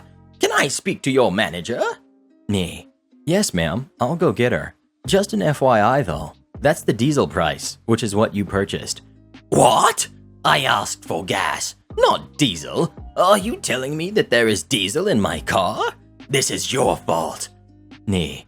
Ma'am, I just asked your daughter if she was buying diesel, and she assured me she was. She's just a child. You should know better. My car is a Whatever brand, I don't remember. and I know you can look at it and see it takes gas. Me. Ma'am, I don't have a view of that side of the lot, so I had no idea what you were driving. That's irrelevant anyway, because some cars do take diesel. At this point, my manager came up because Entitled Mom was making a scene. Basically, she reiterated everything that I told Entitled Mom. Entitled Mom was having none of it. She was convinced it was my fault, and nothing was going to deter her from that way of thinking. This isn't right. I'm calling the police and filing a complaint. You are going to pay for the damage to my car from the diesel. I just avoided her because I had other customers. Enter the police. They get a rundown of everything and explain that neither me nor the store were liable. Entitled Mom. But my daughter didn't know. She is an innocent girl, and because of this lady, my car is ruined. Can't you do anything? Police. It seems that if you had not sent your daughter in, this probably wouldn't have happened. As you said, she didn't know the difference in gasoline and diesel, yet you still put that responsibility on her by sending her in. But that's not fair. Who is your supervisor? I am going to speak to them about all of you and your unwillingness to help and to blame an innocent kid. Literally, none of us blamed the girl at all. I actually felt really bad for her and even told her before she left she wasn't to blame. Ultimately, it was her mom's fault for sending her in there with no idea what she was doing. Entitled Mom finally realized that what she wanted wasn't going to happen, but she was not happy about it. She wanted me to pay and or lose my job. She ended up being there my entire shift, waiting for someone to come pump out the diesel. She came back in several times throughout that day and stared daggers at me every time. I actually left before she did and laughed my butt off as I walked by her. I never saw her again, but she made good on her promise to complain to my company. Exaggeratedly, might I add. She made it sound as if I intentionally and maliciously made her pump diesel in her car. As if that's even plausible to begin with. Thankfully, my manager was there and told the actual story, and nothing happened to me. I know it sucks when this crap happens, and you want someone to blame, but we literally can't pay for your gas. I can't give you money out of my register. That would be stealing. People would tell me the wrong pump number or forget to pump their gas and come back surprised that someone else had pumped their gas. Almost all of them expected for us to reimburse them for their mistake. You could literally get fired for being $5 short, much less filling up someone's gas tank because they messed up. Guy decides he needs handicap parking spot more than my mom. A few years ago, in the middle of good old Canadian winter in January, my mom was heading to her car to go to work. Now, no one knows what exactly happened, but she probably slipped on some ice. But she fell and hit her head hard. My stepdad saw her outside and called an ambulance in time though. She had no memory for weeks on end, and her body wasn't working right for a long while after. Fingers and toes going limp/numb, or just not strong or working right. Basically, she was recovering for months. I'm also very protective of her and my siblings. Alright, context rant over. On to the story. We've got me, we've got Entitled Dad, we've got my mom, and we've got Awesome Police Officer. So this takes place a few weeks after my mom got out of the hospital. She was using a cane to walk as her arms and legs were still pretty weak at times, and so she had a handicapped placard. I don't know what you call it where you're from, but that's what it's called in Canada. She needed to get her prescriptions from the store, and I had nothing to do that day, so I volunteered to take her. She lived in a small town at the time, with only one major pharmacy, so we of course went there. And as the title suggests, both handicap spots were taken, so I dropped my mom off as close to the door as possible and went to find a different spot. But as I went by the other cars in the handicap spots, I noticed one of them didn't have the placard. This definitely rubbed me the wrong way, of course, since my mom, who really needed the spot, had to walk further, so I did something extremely petty. I decided to park directly behind that car and block them in and wait for them to come out, not really thinking of how it all looked. A little extra context since I know we all enjoy that. I'm a huge metalhead, so I kind of dressed the part even in early spring. Black jeans, high-top shoes, 5-finger death punch shirt, metal militia hat, spiked earrings, big red/black flannel jacket, and I have a bad case of resting jerk face. So, thinking back, It looks bad seeing that blocking your car into its spot with your kids in the car. Continuing with the story, this guy comes out and sees me and immediately tears into me. This was a while ago, so dialogue isn't 100% exact. Entitled Dad. Hey, what the heck do you think you're doing? Me. I'm just here waiting for my mom to get her prescription. Well, you can't just park there and block me in. I need to leave, so move. I mean, if you can park wherever you want, then so can I, right? Considering you took the only other handicap spot and my mom needs it. So I think I'll be staying right where I am. At this point, he's in my face and there's some yelling back and forth. He tries to take my keys and I threaten to knock him out. I know, jerk move, but again, I'm upset and my adrenaline is firing. Then he decides he's calling the cops. It's a super small town, so there's not a lot going on, and an officer is there in 2 minutes. Officer. All right, gentlemen, what's the issue? This kid is blocking my car for no reason. Arrest him or make him move. Me. Yeah, I'm blocking him, but only because my mom needed this spot, and he's parked here illegally. He starts to get the other guy's side of the story and looks at our vehicles when my mom finally comes out. Mom. Aaron, what's going on? Police officer. Hello, ma'am. How are you feeling? Been a while since I've seen you. How's your head doing? I heard you were in the hospital for a while. When Entitled Dad hears this and sees my mom, he goes white. Turns out that was one of the officers that came and checked on things when my dad called for an ambulance, and he knew without a doubt she needed that spot. And of course, when she told him about the parking issue, I was told to move and given a warning, but I'm pretty sure he handed the other guy a ticket and gave him a serious talking to. Entitled Mom yells at me because she crashed her nice car into my old car. So I'm 15 and I have a driver's permit, and my friend, who's 18, has her driver's license, so she was in the passenger seat. So basically, I was just driving to a Jack in the Box or Tim Hortons, whichever was closer, and we stopped at a red light, and as it changed to green, I went, and this lady rams into my side door, in the back, and thankfully, none of us were harmed. Anyway, we quickly got out of there as we grabbed our wallets, phones, the important stuff afterwards. Anyway, I started to panic, and I'm crying at this point, and this is where Entitled Mom pops in. Entitled Mom. What the heck did you just do to my perfect car? I couldn't speak, and then my friend stepped in. Friend. You ran a red light, jerk. Entitled Mom. Were you driving? Friend. No, but I saw everything. It was you driving. She's looking at me now. I managed to nod as she said this. You are too young to drive. She laughed slightly as she thought she was going to throw one minor and a new adult in jail and get money from it. Basically, Entitled Mom crossed her arms and waited for the police as we traded insurance cards. The police came and assessed the situation as they questioned Entitled Mom first. Entitled Mom. Those two are drunk driving and almost hurt me and my baby boy. She had what seemed to be an 8-year-old, which seemed fine as the police talked to him as people checked all of us for any damage. Entitled Mom.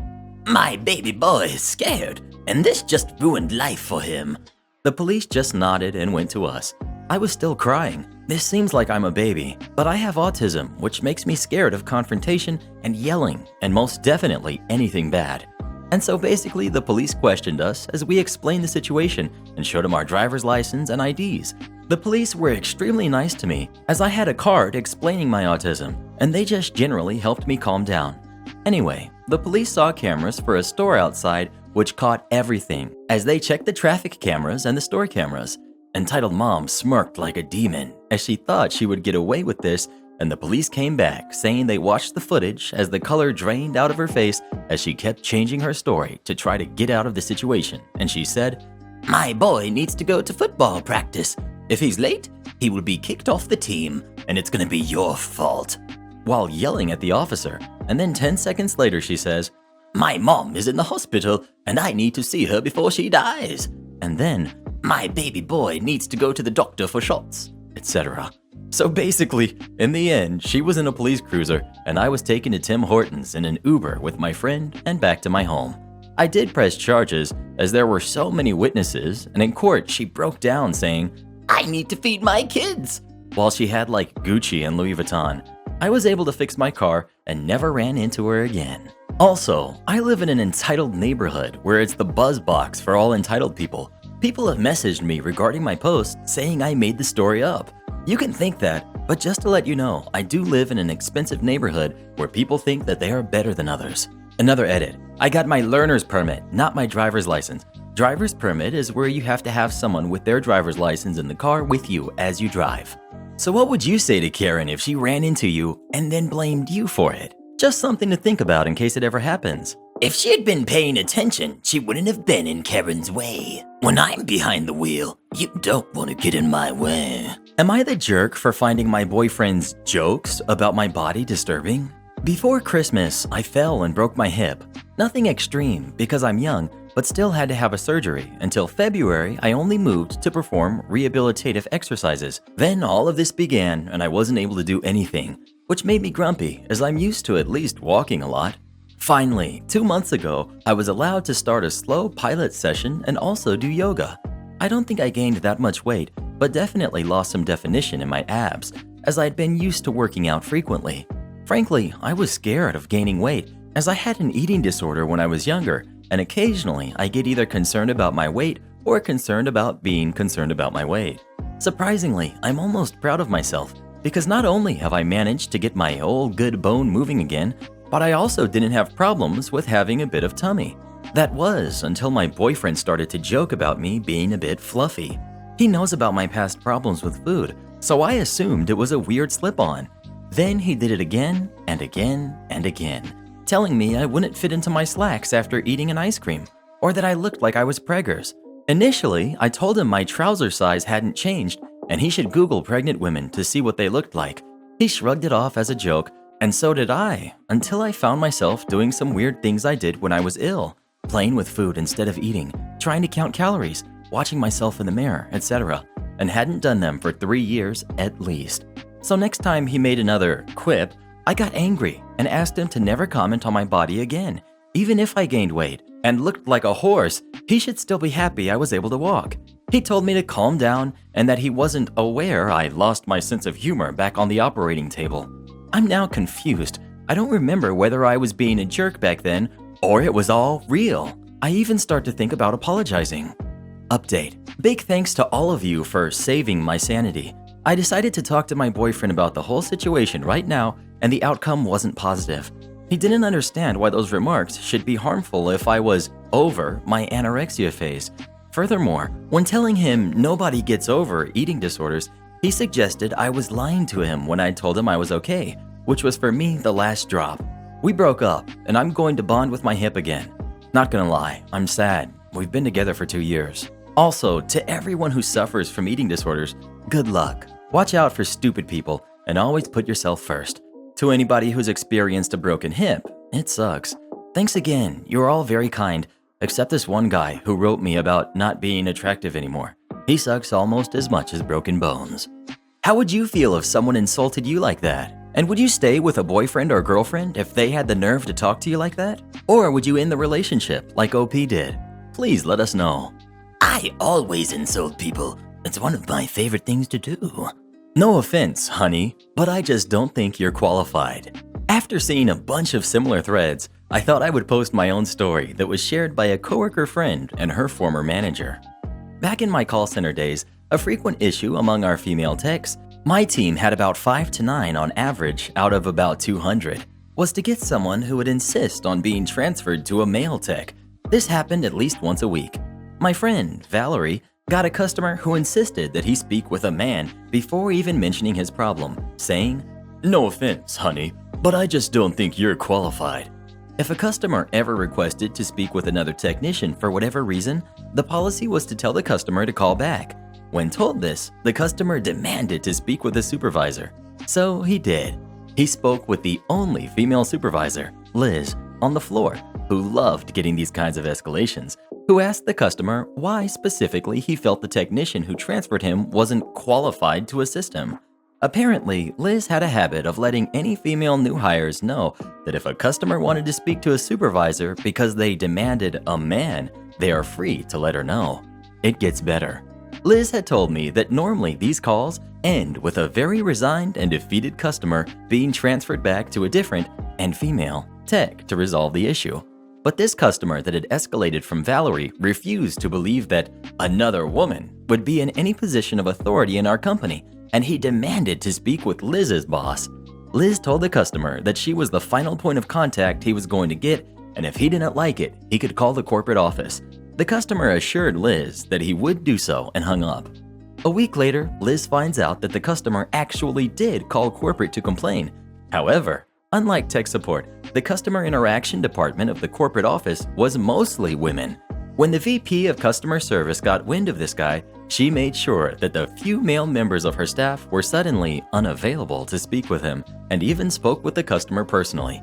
Unfortunately, ignorance often knows no bounds, so the customer continued to call back and harass the staff, using choice language and vague threats, until he finally managed to speak with a man, a representative of the company's legal department, who let the customer know that all calls with him had been recorded and they consider any future attempt to contact them to be harassment, and he can expect a cease and desist letter in the near future. Liz said it was the first time she ever had the legal team follow up with anything she had done before. What would you say to a customer like this? Would you just go ahead and transfer him, or would you give him a piece of your mind? Please let us know. They tried me, Mr. Reddit. Let them know I'm not the one. Am I the jerk for telling my fiance I'm either his top priority or we cancel our wedding? Okay, I just need to know if I'm being a manipulative jerk or if I'm in the right on this issue. My fiance, DF moving forward, is from a very large, very tight-knit family. This doesn't bother me at all. I want to have a lot of kids, so it'll be nice to be part of such a big family. My family is small. However, the issue is that I've had a very hard time breaking into the family. They're very judgmental, and I feel like I'm on the outside looking in. There have been several times where his siblings have made snarky comments to me, and I've just been forced to bear it and grin. Recently, this has all hit a breaking point. One of his siblings has been particularly awful to me and has tried to make my life a living heck. His parents do not stick up for me and get angry if he tries to point out their bad behavior. My fiance has stood up for me, kind of, but mostly says this is out of his hands. I've pushed for him to stick up for me more, but he says he feels like that is turning his back on his family. I pretty much told him that he has no courage because he won't stick up for me to his family and that I need to come first in his life, and that if I'm not his top priority, pre-kids, then they're number one and I'm two. I cannot marry him. He says he feels like I'm forcing him to choose between me and his family. Am I the jerk? Update. A lot of people are asking what the siblings have done to me. They have accused me of violence towards my parents. Never happened. Actively tried to turn the rest of the family against me by bad-mouthing me and starting rumors about me. Used trauma from my past as a way to upset me and have explicitly said they're trying to break us up. Update 2. He ended the engagement. I told him that if we were getting married, that I was going to be his family, and that his future kids were going to be his family, and that we should come first. He said he was not willing to do that, and that he didn't think he was ready to get married. Also, for those asking, he's almost 30. Would you stay in a relationship like this, or would you break it off? Please let us know. My kids know I'll always come first in their life. And if not, they won't be around to tell about it. Yes. I run this store. Nothing moves without my say-so. All right, bet. 4 years ago, I worked in a store for a large, well-known, and well-hated telecom in Canada. I started out as a sales rep, then was quickly promoted to assistant manager because I'm a fast learner. I constantly crushed sales targets and always offered to train staff for new store openings. Joe, the regional manager, seemed to like me and was nice, which I thought was because I'm the only woman in a store with all men. But tenured sales reps warned me that he was always nice to sales reps and rude to managers. One day, our store manager, Rick, gets fired for skipping work to watch a hockey game. He was actually seen on TV in the front row stands cheering after calling in, too sick to move, and a few coworkers went with him afterwards, where he bragged about calling in sick to see said hockey game. Joe didn't hire a new manager because of cost, so he asked me to run the store, but without the title or pay. No problem, I love my job and the staff. I even came in on my days off to make sure the staff are okay and check on supplies. I'm also the first black ASM in the region in ages, so I felt like I had something to prove. A few months go by, and a customer comes in wanting to open up a small business account with 6 lines. I verify the company is real, credit check, HST number, etc., and process the sale for her. 4 black iPhone 7s, a rose gold iPhone 7 Plus, and a BlackBerry. Massive commission for me, even bigger commission for Joe. Joe comes to the store the next day wanting to talk about the sale. I thought I messed up along the way or it got flagged for fraud. Nope, he was upset that I sold the store's last rose gold iPhone 7 Plus instead of holding on to it because he wanted to take it out of inventory to give it to his daughter. For free, which is against company policy, and the rose gold iPhone 7 Plus was on back order. I tell him that it's better for us to sell the phone, and I didn't know he wanted to take it out of inventory to give it away, and it's against company policy anyway. What happens next is this grown 6'5" man throws a tantrum.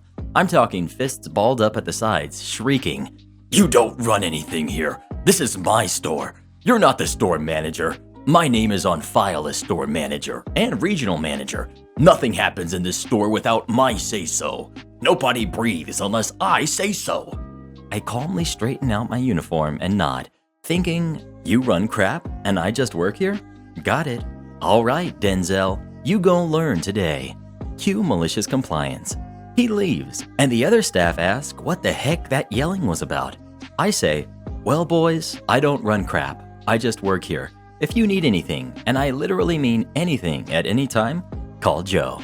I stopped ordering, scheduling, etc., and did nothing for the next 2 days before my previously scheduled upcoming 4 days off. Day 1 of my day off, and one of the staff called me in a panic.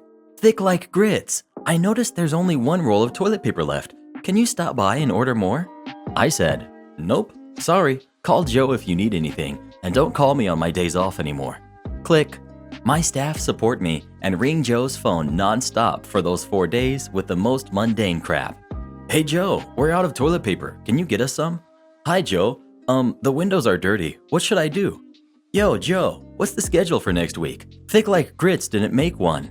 Yeah, Joe, we're trying to process a bring your own device monthly plan, but I don't remember what the dummy IMEI is, and I can't continue the system without it. What is it?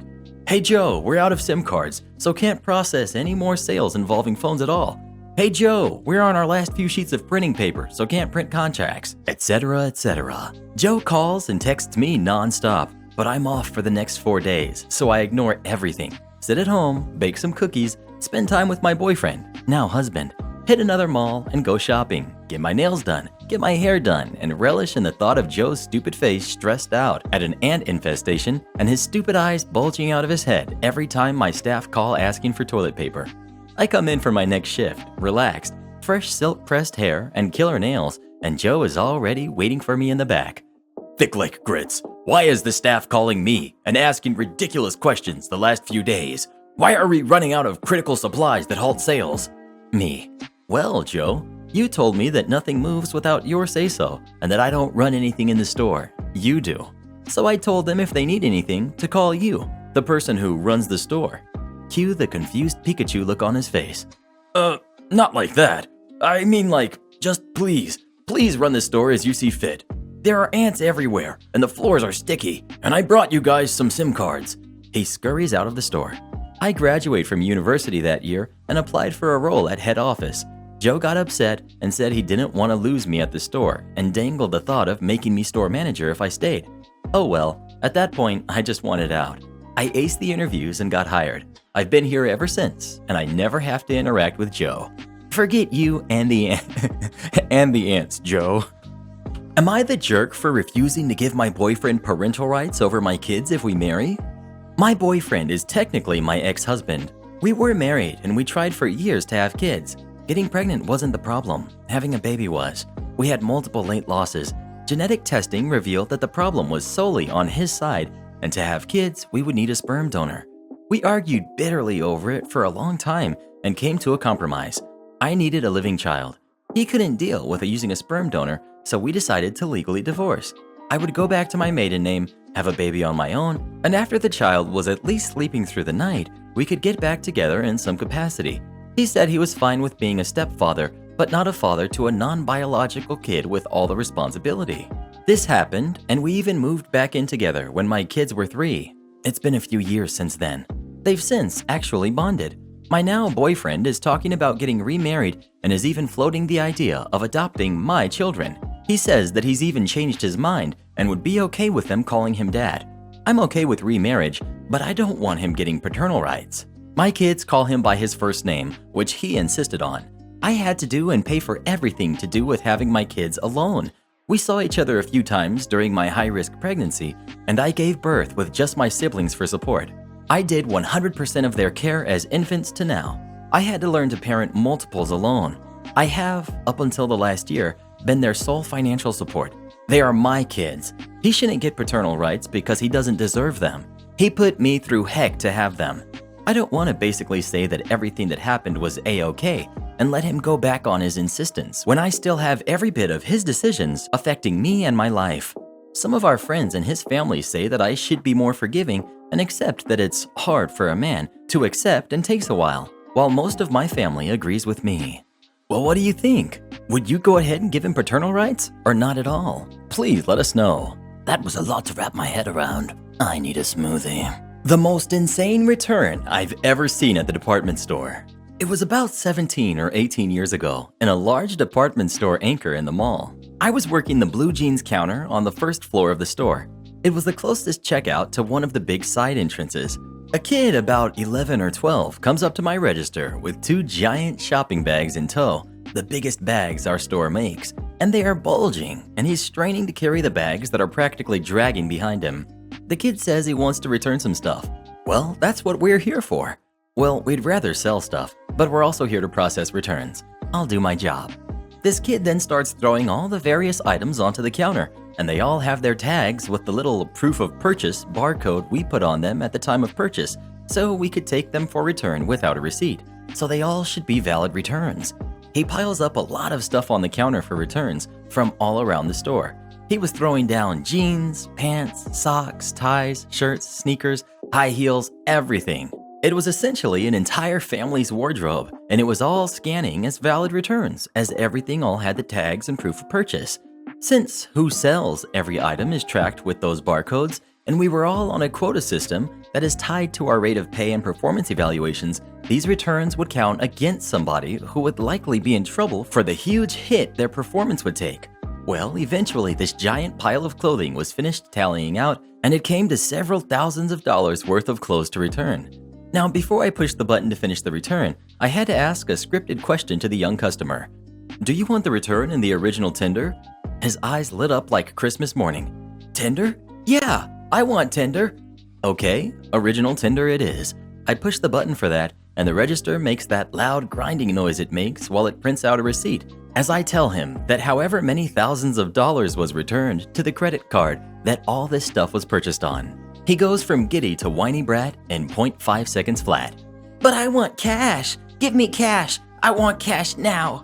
He actually started stomping the floor as he says it, starting on a temper tantrum more fit for a toddler. He keeps repeating that he wants those thousands in cold hard cash right now for the returns. Well, besides the fact that I have just a few hundred in the register at most, so I'd have to send him upstairs to the office for that much cash, even if he was going to get a cash return. The bigger problems were that you can't do a cash return for an item purchased on a credit card, and the biggest problem was that the return had just been completed and the items were store property again. I explained these points to the young man, who gets a scared look on his face and very nervously asks for all the clothes back. I remind him that he has returned the clothes, but if he wants, I will sell it all back to him for the several $1,000 sum. He gets a look of shock and horror on his face and makes a run for the exit, dashing out the side entrance of the store and into the parking lot. I glanced out the glass doors and saw the kid flat out sprinting across the parking lot and off into the distance. I always wondered, even almost 2 decades later, what was going on with that? Probably stolen or something, but I still scratch my head at the whole thing. What do you guys think was going on here? I'm really confused myself, so I'd love to hear from you in the comments. Why do returns always have to be so difficult? Am I the jerk for kicking my brother's family out after they consistently brought in food I'm allergic to? So, I'm a 28-year-old woman until recently living alone. I bought my own house a year ago. It has 3 beds, 1.5 baths. Nothing fancy, but I'm proud of it. My older brother is 32 and my sister-in-law is 30. They have a 4-year-old son and my sister-in-law is pregnant with another. I think she's 6 months along. They were renting out a house, but apparently had some drama with the landlord. Long story short, they needed a temporary place to stay. I offered to let them stay for $400 a month and they were with me for about 5 weeks. I'm allergic to almost everything. More specifically, I'm allergic to tree nuts, peanuts, all berries, eggs, milk, and pet dander. The berry and peanut allergy are immediately life-threatening. The eggs can take me down, but I have a chance. All of them are annoying. Everyone in our family knows this, and I don't leave home without my epi. And I almost never eat at restaurants. Back to the subject. My brother and sister-in-law buy most of their own groceries, and they know of my food allergies. During their first week at my place, they bought peanut butter to make sandwiches for my nephew. I told them that I didn't like having that in my kitchen and asked for them to substitute it for the time being. They threw it out, but a while later, my sister-in-law made an acai blueberry smoothie in my blender. She washed it and said sorry, she forgot about my allergies. I was kind of annoyed at this point, and I disinfected the heck out of my blender. 2 days ago, I came home from work, and in my sink is a dirty pan and some utensils. In the trash was a half carton of eggs. I asked my brother what it was, and he said that they had made scrambled eggs for lunch. I was like, "You seriously used my cookware to make eggs?" He said, "Yeah, sorry. I'm letting the stuff soak, but I'm gonna wash it for you." I went from annoyed to mad, because in less than 2 months, I've come in contact with all 3 of my major allergies in my own home.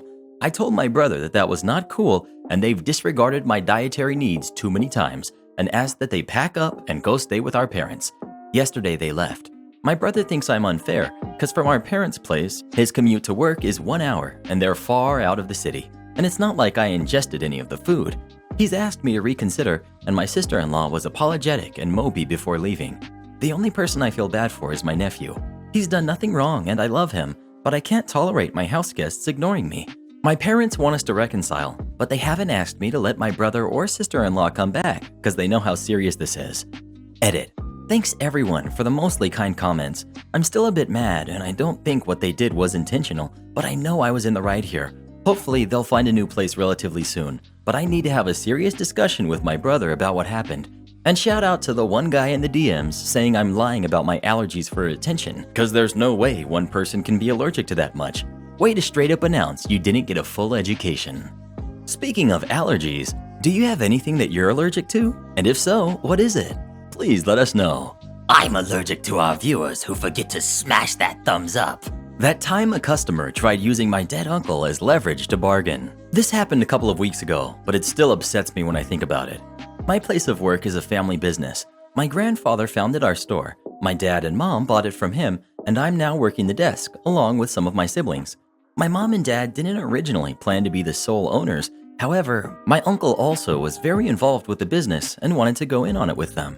Unfortunately, about 6 months before the deal was supposed to happen, he unexpectedly suffered a stroke and died while walking his dogs. It was so fast, I never got the chance to say goodbye. He was out less than 2 hours after he went down. He was young too, only 42. I was wrecked emotionally for a long time after that. My parents pulled out of the deal and waited another 7 months past the original date to buy the business, both to heal further and to put things in order. My uncle knew codes to safes, passwords to accounts, all that, and when he went, he took all of that with him, so it was really difficult to track everything down. We now have a memorial photo in the store with his death date and a little message about what he's done for the store. Every so often, a customer who met him once will give us their condolences. While I love my uncle and enjoy the memorial picture, sometimes it really hurts to have someone who barely knew him try to comfort you while you're just trying to work. However, this customer took it a step too far. As soon as she came in, she went to our higher-end product and began to complain that everything was too pricey, that our prices used to be lower. They weren't. Before spotting the memorial photo, she looks towards me and says, "Oh, your uncle used to bargain with me all the time. It's such a shame." Because I'm stupid and try to give people the benefit of the doubt, I assume she's just giving a weird kind of condolence. I don't like talking about him in front of strangers, so I switch topics and direct her towards our lower-end goods that are more in her price range. She gives me a weird look and continues on bemoaning our prices and how Uncle would always make them lower for her. Then out of nowhere, as I'm talking about our mid-range product, she blurts, "Do you not even care?" I turn totally stone-faced, thanks face mask, and as calmly as I can, I say, "Of course I do, but unfortunately I can't do anything about it. I don't and cannot negotiate with you." I'd like to say that I blew up and threw her out of the store, but in the end, she settled on 2 lower-end products, and I processed her orders as quickly as I could to get her out of my face. One thing I did do was simply not inform her on a sale we were having on one of her items. Oops, we'll just call that the $50 dead uncle fee. What's the most ridiculous thing a customer has ever tried to do to you? Please let us know. The time I ended my high school teacher's career. This story is widely known amongst my family and is constantly brought up and joked upon in my group of friends, even years later. A buddy of mine suggested that this is the perfect place to make it public, so let's get into this crap storm. Backstory. I was a senior in high school at the time, and I had never been the brightest student. I was a solid C student, and I had never received a detention or had any kind of bad student record. This is important because to this day, I still have no idea why the teacher treated me this way. The teacher, whom we will name Mrs. Frank, had been a teacher there for more than a decade and was widely known for being a petty, heartless jerk, who the administrator saw as the golden child. Mrs. Frank taught algebra, which is my worst subject, so naturally I had issues understanding the lessons and would ask questions frequently. To some, these questions are easily answered, but to me, it was rocket science. Usually when someone asks a dumb question, no one should address it. However, in Mrs. Frank's case, she would belittle me in front of everyone by saying things such as, "And here comes the slow boy again. Wow, surprise, surprise. You don't understand it again? Really? We have to go extra slow for you today, don't we?" etc., etc. I tried going to the administration about it before, but again, she was considered the golden child. They would send someone in to examine her during class, she would act respectful and normal for one day, and go back to being a jerk the next. This goes on for about half the year until I had enough. I went to the local Radio Shack, bought a recorder, and secretly recorded every insult she would throw at me. I would sometimes instigate to make up for the lost time. Go ahead, feed the fire. Fast forward to the end of the year, and I'm sitting in Mrs. Frank's class when I ask a question. Her response, and I quote, because it's burned into my brain, was, "I've been teaching here for over 10 years, and that was the single dumbest question I've ever heard come from anyone's mouth." She continued the lesson without answering. I calmly stood up, packed up my stuff, and headed to the nurse's office to dismiss myself from school. We were allowed to dismiss ourselves if we were 18. I went home, compiled all of the brutal tapes into one glorious masterpiece, and headed back the next day to show the administrators. I sat down with the principal, and we listened to a couple of the insults before he stopped me. He wanted more witnesses present, as well as Mrs. Frank. He told me we would meet the next day where I could show him and the rest of the administrators the full tape. I walk into school the next morning being the most nervous I've ever been for anything. I was called down to the office where I met with some board directors, the local school police officer, the principal, the vice principal, and Mrs. Franks. What follows was some of the greatest minutes of my life. I watched as the administrators went from fed up with being in another useless meeting to furious and speechless, with some of them keeping their mouths open for the duration of the tape. I also watched Mrs. Frank go from confident and stuck up to her realizing that she had messed up beyond repair. She was publicly roasting herself in front of the most important people from the district. The tape ended, and without hesitation, the administrators looked around in astonishment, and the principal turned to me and says, "I think we have heard everything we need to. Thank you." And I was quietly dismissed from the room. The final time I saw Mrs. Frank was leaving the room. I looked back and we made eye contact through her tear-filled eyes as I gave the biggest, most evil smile. I returned to class the next week, and Mrs. Frank was nowhere to be found. The story spread quickly throughout the school, and I was seen as a saint. I had successfully gotten her fired and made it almost impossible for Mrs. Frank to return to her teaching career, as well as cut off most of her connections she had with other teachers in the school. I had ruined her financially because no school district in the area would hire this walking piece of garbage. If you're reading this, Mrs. Frank, I'd like to take this moment to tell you to go forget yourself. Karen and company want to pet my service dog. This happened yesterday, and while, as usual, many people will call me a jerk, I still don't feel bad about it. I'm on my way home from work and decide that I need to do my grocery shopping then because I'm exhausted and know I won't get out again once I get home. Important to note at this point, for those that don't know, I have a service dog in training, Sadie, that goes everywhere with me. So I was in the membership version of America's most popular store and browsing to see what groceries I'd need for the month when I hear the familiar high-pitched squeal of an entitled kid. Now this isn't an uncommon occurrence, as anyone who's seen my dog will tell you that she's absolutely adorable. Half Great Pyrenees, half Catahoula leopard dog, 7 months old and about 65 pounds. She knows better than to interact with people at this point, but she does as she's trained as she sees the kid running up and puts herself between myself and the kid, not really in a guard stance, but sideways between myself and the kid, and touching the back of my leg so I know where the person is approaching from. In this case, I already knew, but I still turned around and gave her a treat.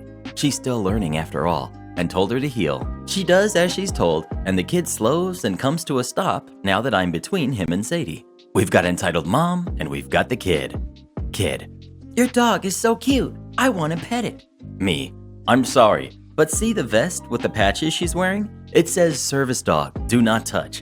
That means she's working right now and can't be distracted. I don't really like kids much beyond my niece and nephew, so I'm not good at telling ages and didn't know if he could read. I figured he knew to obey signs though, so I thought if I told him what it said, he'd understand. Nope, entitled kid. What's a service dog? She doesn't look busy. Just one pet? He's not being rude, just sounds more curious than anything, so I don't really mind explaining, and I notice a woman push her cart up behind him, so I assume she's his mom, and I feel a bit more relaxed about the situation. Me. A service dog is a dog that helps people do things. There are all types of jobs dogs can do, but they can't be distracted because their owners need them to pay attention to only them in case something happens. Kid. But she's just sitting there right now. If she's not gonna get back to work, you should let me pet her. Now at this point, I should have noticed the "if she's not gonna get back to work" red flag and guessed he was being raised by a Karen. But honestly, I've really only dealt with a few Karens in my life and didn't think much of it, just that he was a kid being annoying. Me to his mom. Ma'am, could you please explain it to him? I don't have kids, so I'm not too good at this. I was admittedly probably sounding annoyed in all honesty, but I was still trying to be polite, and I don't think I was being unreasonable here. But she seemed to take offense. Entitled mom. Why? He just wants to pet her. It's not a big deal. And he's been acting really good today, and he deserves a treat. I don't see why you won't let him pet her. Me, definitely annoyed now. Ma'am, she's a working dog. She couldn't be distracted. I don't mean to be rude, but you're also not wearing masks, and she could get sick. I'd really prefer no one mess with her. We're in Texas, and I'm pretty sure everyone has heard how many people are sick right now, but the majority of people still refuse to wear masks, and of all the shops I've been to, only one store still has a no mask, no entry rule. Shout out to Skechers. Thanks for being proactive. Entitled mom. Oh, you're one of those people. Insert eye roll. Just let him pet the stupid dog so we can move on. The stupid sickness is over with. Everything is open now. Me. I think we're done here. And I just turn and walk off, keeping Sadie in my sight just in case. It should have ended there. She should have just told her kid I was a jerk or something and moved on. But if she did, I wouldn't be posting this. Instead, she leaves her cart behind, walks up behind me, and grabs my shoulder. It's at this point I should mention that I have Sadie because of my PTSD. Now, usually it's controllable. I'm on meds to help with anxiety, and I'm in therapy and don't usually have a problem. Heck, I even love music festivals and raves, and have only had a problem one time when I was trying to leave EDC early and got stopped at the gate because they were about to set off fireworks, and something about the bangs and being close enough to feel the vibrations of that many fireworks got to me. I guess with everything that's been going on and not having to worry about people randomly grabbing me and stuff, I'd kinda let my guard down a bit. This set me off though, and without even thinking, I grabbed her hand and spun around, twisting her arm and pushed her as hard as I could, sending her sprawling to the ground. "What the heck is wrong with you?" I yelled, and I said some other stuff, but I was mad and honestly don't remember what I said. Something about no means no, and I don't want her nasty hands on me. At this point, Sadie had gotten between us and her stance and had begun to bark, loudly and repetitively, as she's been trained so she can get someone's attention. I noticed that Sadie was off her leash because somehow the kid had gotten in front of my cart and unhooked it. Luckily, Sadie is the best girl and doesn't need a leash to do her job. She never even thought about running and just stood in front of me barking. Stupid kid was crying after seeing what happened to his mom and getting scared that the cute puppy was now looking pretty darn mean. Now, Sadie wouldn't hurt a fly, but this woman didn't know that, and Sadie has a very intimidating bark. Without even standing up, this woman was scrambling to get back from her and grabs at her cart to stand up. Of course, employees start running to see what's going on, and when one gets there, she asks what's going on. Entitled Mom. This man's dog tried to attack me. I was just trying to get his attention and it bit me. Now, I've browsed this sub enough to know where this was headed, and I wasn't in the mood. Me. Look, just call the cops and grab the camera footage. I'm not gonna play the he said, she said game. The employee calls for the manager, who calls the cops, and asks us to come to the front office to get things sorted out. We start to head toward the front office, but once there, Entitled Mom says she doesn't have time for this and has places to be and just walks out of the store. No one tries to stop her, but the manager looks at the footage and prints off her face to put on the banned people wall, and when the cops arrive, they say there's nothing they can do since she already left. I got employee discount for my food, which was nice, but left in a pretty bad mood because of the interaction. After getting home, I gave Sadie a small slab of steak for being such a good girl, and I just took a shower and went to bed. Didn't get anything done that I needed to, but it had been a long day, and I was extra annoyed. So that's it. Sadly, no real repercussions for Karen, other than maybe a bruiser or two where she hit the tiles and a traumatized kid. But if this sub is any indication, Karens don't learn from stuff like that. Here's hoping the kid learned a thing or two, at least. Edit. I don't let people pet Sadie at the moment because my girlfriend is immunocompromised, and Sadie, of course, has a spot on the bed even when she sleeps over. Otherwise, I would have been happy to let people pet her if they asked first. What would you do if someone walked up and just started petting your dog? Would you stop them or would you be okay with it? Please let us know. I'd like to see you try to stop me from petting your dog. Am I the jerk for not lending my friend money to buy Christmas gifts for her kids? This happened about 2 years ago, and I've always wondered if I'm in the wrong. A little background. I was forever financially bailing my friend out. Every time we went out, there was always something. Myself and my partner are comfy financially, but we still need to be careful. Anyway, at this point, I was 27 weeks pregnant with my youngest and had suffered a really rough pregnancy. A lot of medical tests in and out of the hospital every 1 to 2 weeks for monitoring. My partner, trying to cheer me up, told me to book a 4D HD ultrasound with all the trimmings for a festive Christmas treat. I really wanted to have one, but always put it off as there was always something better we could spend the money on, and I really hated spending money on me. But I made an exception and booked for 28 weeks. At the same time this was going on, my friend messages me with her usual money is tight speech and that she wasn't going to be able to give her kids a decent Christmas as there was no money. Her and her partner owed a lot of money, and her partner would just spend whenever he felt like it, regardless of their situation. She asked to borrow around 300 pounds in order to buy gifts for her kid. I was getting so sick of bailing her out every time I saw her. It was always something. 5 pounds, 10 pounds, 20 pounds for XYZ. So I flat out told her no way her kid's Christmas was not on me. So after my ultrasound, I went with my other kid and my partner. We were over the moon, and after sharing the images with family, we posted a few online, not thinking anything of it. Till I got a message from my friend telling me how selfish I was and spoiled that I spent my money. She must have looked it up, as I mentioned where we had gone. She kept talking about how much my money would have helped her out and said that I was rubbing my partner's success in her face, knowing we could have the scan and a decent Christmas in the same month, and how I don't care about anyone but myself. I told her it wasn't down to me, and I'm sorry that I spent my partner's and my hard-earned money on us rather than bailed her out for the millionth time, and maybe her partner should stop spending and actually get a job. I didn't hear anything else, but come Christmas, she was posting passive-aggressive statuses at how her kid's day had been ruined. I haven't spoken to her or her partner since, but I gotta ask, was I the jerk? Do you let your friends borrow money? And if so, do they pay you back? We would love to know. The best part about borrowing money from a friend is that you never have to pay them back. Computerized harassment goes both ways.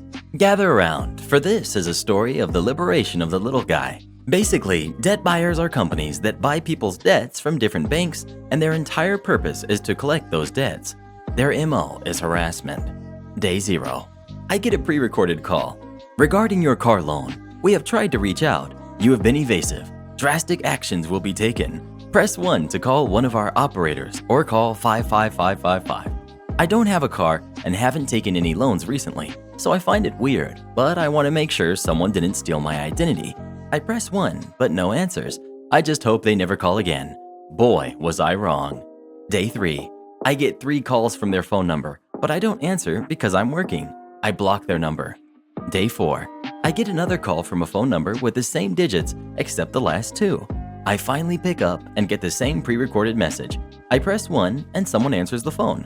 I googled both of the numbers that I got called from. Turns out they are owned by a different company that sells corporate harassment technologies. They sell a multiple phone line service. This means debt buyers can call.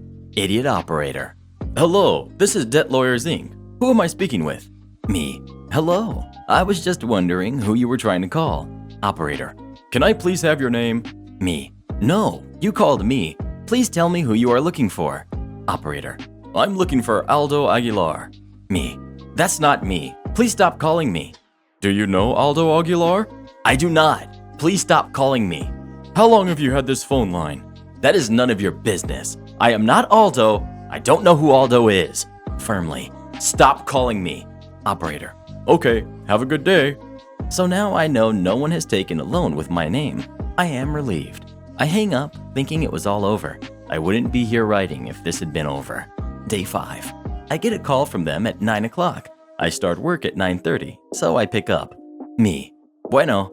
I thought I told you not to call me. Idiot operator. We're calling you because you haven't paid your car loan. Who am I speaking with? Me. Stop calling me. I don't know who you are. You're probably a scam. Just stop calling me. You're wasting your time. Operator. We are Debt Lawyers Inc. We will stop calling you. Have a good... Me interrupting him. I want you to tell me that you will remove my phone number from your database. I am not the person you're looking for. Operator. Sir, you took out a loan with a huge bank. We are a debt buyer. We have to collect this loan. Please cooperate. Me. I can do this all day long. You either stop calling me or I will call you non-stop. I am not the person you are looking for. Operator. What do you want to do? Me. I want to chat for a bit. What kind of videos do you like? Operator. Can I help you with something else? Me. Are you into feet? You sound like the kind of guy that likes feet. I hear it in your voice. Operator. Sir, please stop. Can I help you with something else? Me. Now you know how it feels. Operator. Sir, can I help you with something else? Stop calling me. I can't do that. Me. Okay, have a nice day. I go to my morning meetings, and once I'm finished, I call their number. I do the same thing as the last conversation. He hangs up. I keep calling, rinse and repeat. Sometimes I sing a song by the Fabulosos Cadillacs. Sometimes I sing a made-up song. I always ask them to stop calling me, and they always say no. I tell them I am a programmer, and that they are not the only ones with access to a computer, until I finally get their supervisor. Idiot supervisor. Hello, my name is Idiot. I am the supervisor. How can I help you? Me firmly. Stop calling me. Idiot supervisor. You are the one calling us. Me. Don't play stupid with me. Sir, you have to pay your loan. I don't have a loan. Then stop calling us. Remove me from your database. Just block our number and you'll be done with us. Me, angry. Do not play dumb with me. I know that crap doesn't work. Are you going to remove me from your database? Sir, you have... Me. Stop giving me evasive answers. Will you stop calling me? I am not giving you... You are giving me evasive answers. Remove me from your database now. Idiot supervisor. Can I help you with something else? Stop calling me. Can I help you with something else? If you don't stop calling me, I will make a program that calls you every minute. Okay. Can I help you with something else? Do you realize what you are doing? You want me to call you every minute? I am not bluffing. Can I help you with something else? Okay. You asked for it. I keep working, and then I go to bed wondering how the heck I'm going to make a call bot. I was bluffing. Day 7. It's finally Friday. On my lunch break, I Google Debt Lawyers Inc. They have a pretty nice website. I run a web crawler and find a couple of public forms that people can fill out. I save the URLs of the forms for later, make a mental note that the site is built on a PHP framework, and keep Googling. Apparently, they are utter scumbags. There is an article from a reputable newspaper, if you can actually call any newspaper in my country reputable, that listed the 14 companies with the most harassment complaints made to the government. Guess who was in there? I keep searching and I find a forum where people have posted their experiences with Debt Lawyers Inc. Apparently, they called some single mother's kid and told him that they were going to lose their house and they would never sleep on a bed again. Holy moly.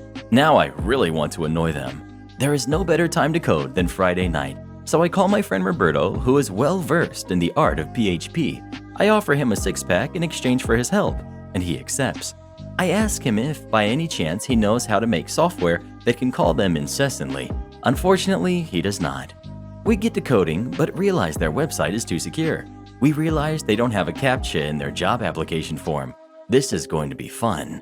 Roberto calls his friend Mariana, who is a software testing specialist. She gives us a couple of her scripts. We made a simple script in Python that would open a browser window, fill out the job application with garbage data, and send it. We put it inside a loop, and each of us ran it overnight 10,000 times. I am satisfied with our jobs and go to bed. Day 10. Our code was pretty bad, and it only ran about 1,000 times before it glitched out. Still a pretty good result. I run it again and ask Roberto to also run it. Day 11. It's a lazy Sunday and I have nothing to do. I decide that if I made a promise to make a call bot, I might as well make one. I start looking up solutions, but everything that comes up is Android or jailbroken iPhone. I have a regular iPhone, so no luck. I ain't giving up that easy. I have a Python console app installed in my phone. After some Google foo, I realize there is no way to make calls using the app.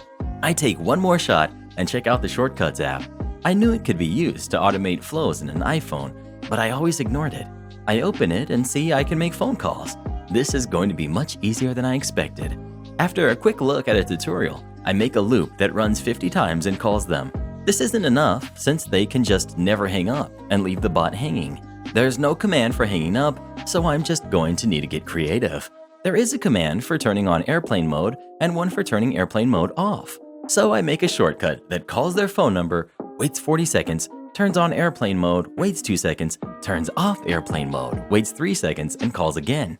I tested it with 6 loops, and it worked. I set it back to make 50 loops and put my phone away.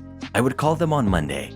I decide that I won't activate the job application script or the call bot unless they called me again. Day 12. At 9 sharp, I get a call from them. Jerks.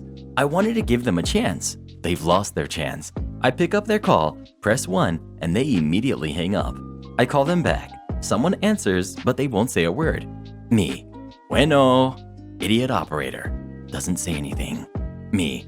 You won't talk? Okay, I will do the talking. I told you not to call me. I told you the consequences of calling me again. It is 9:07. For the next 24 hours, my robot will be calling you. At 9:07 tomorrow, I will be the one calling you. Please don't call me after that. Idiot operator doesn't say anything. He hangs up. I ran the job application script to send 1,000 applications. I open Spotify and put on my favorite mambo and salsa playlist on full volume. I start the shortcut and put the phone next to my speaker. The phone is calling them every minute and blasting Celia Cruz and Buena Vista Social Club in their ears. I lower the volume, and in some of the calls I can hear idiot operator trying to talk to me and asking me to stop. It's too late. After 1 hour of the shortcut running, I feel bad for them and decide to turn off the shortcut. I give them 15 minutes to cool off, and after that I call them. First call, they don't answer. Second call, I can barely get a word in before idiot operator hangs up. Third call, they finally listen to me. Again, idiot operator doesn't say a word. Me, I kind of felt bad. I wanted to offer a truce. You stop calling me and my robot will stop calling you. Idiot operator doesn't say anything. Me, if you hang up before giving me an answer, I will keep the robot running. I know you probably have metrics and these jerks pay you based on that. You decide, next month's pay or deleting my phone number from your database. Idiot operator doesn't say anything. Me, as you wish, I will call you tomorrow at he hangs up. I run the shortcut. I'm racking up calls like a kid with a Mountain Dew t-shirt racks up deaths in Call of Duty. 156 calls later, they finally block my number. I can't call them anymore, and I assume they won't call me back. Today, it's been 5 days since the call bot attacked. They haven't called me since. I'm just writing this story, and I'm tasting the sweet glory of defeating these jerks. They are misusing technology to harass people, but they are not the only people with a computer. Hope you enjoyed this story, and please keep revenging on. Do you ever get scam calls on your phone? If so, what do you do about it? Please let us know. I would demand to speak to their manager. Am I the jerk for not taking a joke that my boyfriend made? My boyfriend and I met a few friends for drinks this evening. He was finishing some work, so I left the flat first, and he met up with us later on. On our walk home, he abruptly asked me if I had the key. Small context. Our lock recently broke, and until it's properly replaced, we have a temporary lock and only one key. Typically, the rule is that the last person to leave the flat takes the key, unless we know that one of us will be home earlier. I said I didn't because I assumed he would take it, as he left the flat last. He became extremely upset and agitated. He demanded why I hadn't taken the key and said that he was sure I'd used it last, and so I must have lost it or misplaced it, causing him to forget it. He repeatedly said things along the lines of, "We're done for because of you. You realize that?" And "I can't believe you did this." Towards the beginning, I assumed he was joking and laughed a little, which prompted him to snarl. "You think this is a joke? You locked us out. You lost the key." This continued for over 5 minutes. By the time we got to the flat, I was nearly crying. We stood outside of the flat for another few minutes while my boyfriend berated me. He made me peek over one of the windows to look at the space where we normally leave the key. He said, "It's not there, is it?" "Right. And whose fault is that?" I sat down on the front steps and was burying my face in my hands and thought I was going to be sick. Finally, he said, "All right then, let's go inside." When I looked up, he was taking the key out of his pocket. It was all a joke. He's now genuinely angry at me because I went directly to shower and have been very quiet for the remainder of the evening. He says I can't take a joke. I hate being the humorless jerk, but I really feel this went beyond a joke. Am I being an overly sensitive jerk? Well, what do you think? Did he take this joke way too far? Or was it okay? Please let us know. I love playing jokes on people that legitimately hurt their feelings. Lady, I work for the police, not Target. Few years back, I worked as a police dispatcher. We were required to dress in business casual, so khakis and a button-down or polo. I'm assuming you've read the title and you see where this is going. So after work one day, the girlfriend and I stopped by Target on the way home to grab a few things. I'm wearing, you guessed it, a red polo with khaki pants. I also have an ID badge on my belt denoting Communicator, Joe Schmo, Police Department. Grabbed some olive oil, brought it to my girlfriend who told me she got some a few days ago. So I go back to olive oil aisle and put it back. I put it back in its proper place because I'm not an inconsiderate jerk. Anywho, lady comes up to me and asks where she can find some brand dog food. I just thought she was asking for my opinion, gave her a general direction. She went off. Like 5 minutes later, I'm looking at Harry's razors and I feel someone poke me on my shoulder. I turn and find the lady standing there looking displeased. Lady, My dog food wasn't where you said it was. me, well, I don't know. I guess ask someone who works here. I am. You. Me, nope, don't work here. Turn around and walk away. Yes, you do. You were stocking the shelves. Me, yeah, don't talk to me. Lady grabs my arms and pulls me to face her. You ever got a sudden flare of anger? I did. Jerk just touched me. Young man, I'm a customer, and you'd better. Don't you touch me. My voice was a little raised now. Touch me again. You and I are going to have a problem. She was obviously taken aback. She said something about me being fired and a manager. She scurried away. I found my girlfriend and we went to check out. At this point, it still hadn't really clicked that she thought I worked there. I just thought she was rude. We get to the self-checkout, and the lady with a Target employee approached me and my girlfriend. Lady, That's him. That's your stock boy who threatened me. me, what the heck? I don't work here, lady. Leave me the heck alone. Manager, looking nonplussed. You don't work here. Me, nope. This chick started bothering me and then grabbed me. Girlfriend, he doesn't work here. Lady, Don't you lie to me. You were stocking shelves and told me where to get dog food. me, leave me alone, or we're gonna have real problems. How about I call the police and tell them how you just threatened me? Me, I dare you. I show her my ID badge. Let's see how that works out for you. I should mention the PD I worked for is in the same town as the Target. The manager takes the opportunity and just says, "Have a nice evening," and motions the woman away, and she follows. She just sort of gaped at me when she saw I was in fact not an employee of Target, but of the police department she was going to call on me. Not a big story with fireworks, but still one to tell. Moral, beware wearing red polos and stay thirsty, my friends. Am I the jerk? I'm no longer financially supporting my stepdaughter's wedding and told her to just elope. My husband and I are in our 30s. We've been married 10 years and have twin sons together. My husband also has a daughter, who's 20. He doesn't speak to his daughter's mother anymore, and she hasn't been in either of their lives for a very long time. I helped raise my stepdaughter, and I love her, but she was an only child for a very long time, and my husband gave her the princess treatment. She had a tendency to act very spoiled when she was younger, but mostly grew out of that after moving out at 18. My husband and I both have well-paying, full-time jobs, but I've been the primary breadwinner for the majority of our relationship. I also have a sizable inheritance from my grandfather, which we used to buy our home, paid for our son's daycare, etc. Last April, my stepdaughter got engaged. My husband and I were both very happy for them, and for our wedding gift, we offered to help finance her wedding plans.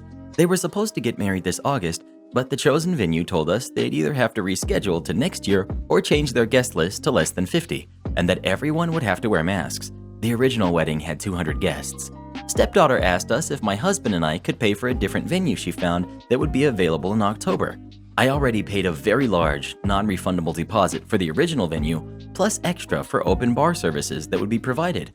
We told her no, she'd have to wait like the other brides who have had to postpone, and waiting another year won't be so terrible. Stepdaughter was furious and apparently very impatient to get married. Without consulting me or my husband first, she canceled the venue, caterer, florist, and photographer, all of which my husband and I paid the deposits on. I was sick of her little tantrum and told her that she'd need to find someone else to pay her for what she wanted because she wasn't going to get a penny more from me unless it was for the cab fare to the courthouse to elope, because that's the wedding she deserved for being ungrateful.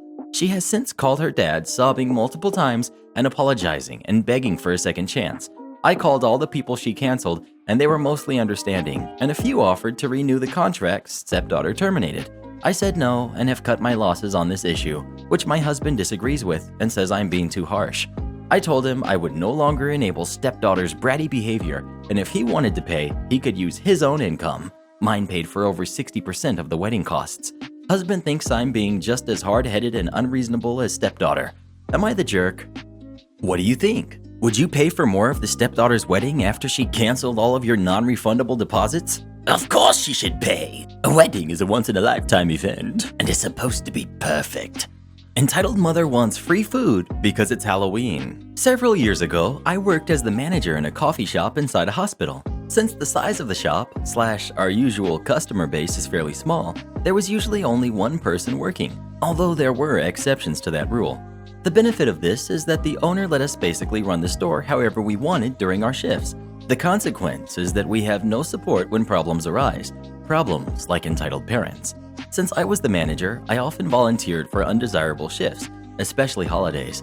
I took the closing shift on Halloween so that my coworkers, who were mostly younger than me, could have fun. The hospital was hosting a Halloween trick-or-treat event for patients and families. Our boss told us that we could pass out candy if we wanted to, but we'd have to supply it ourselves. So we did. Since I was closing, I saw the most trick-or-treaters, which was great. I love kids. Plus, it's nice to be nice to people that are stressed out while their loved ones are in the hospital. Towards the end of the night, a group of kids, a patient's daughter and her friends, all guided by her mom, stopped by. As I held out the bowl of candy, the mom informed me that her daughter had celiacs.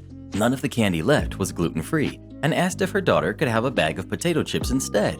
Since my boss gave the baristas control over who got discounts and freebies, I was happy to oblige. Better safe than sorry. Although I suppose the hospital would be the best place to be if you ingest something you shouldn't. The girl picks her chips, everyone thanks me, and they move along. Almost immediately, a woman, entitled Mom, pops up in front of the register. I greet her and offer to take her order. I saw you giving out a free bag of chips to that kid. Can I have one? Me. No, ma'am. She got those instead of Halloween candy. I'd be happy to give you some of the candy though. There's some left, and I don't think we'll have many more trick-or-treaters at this hour.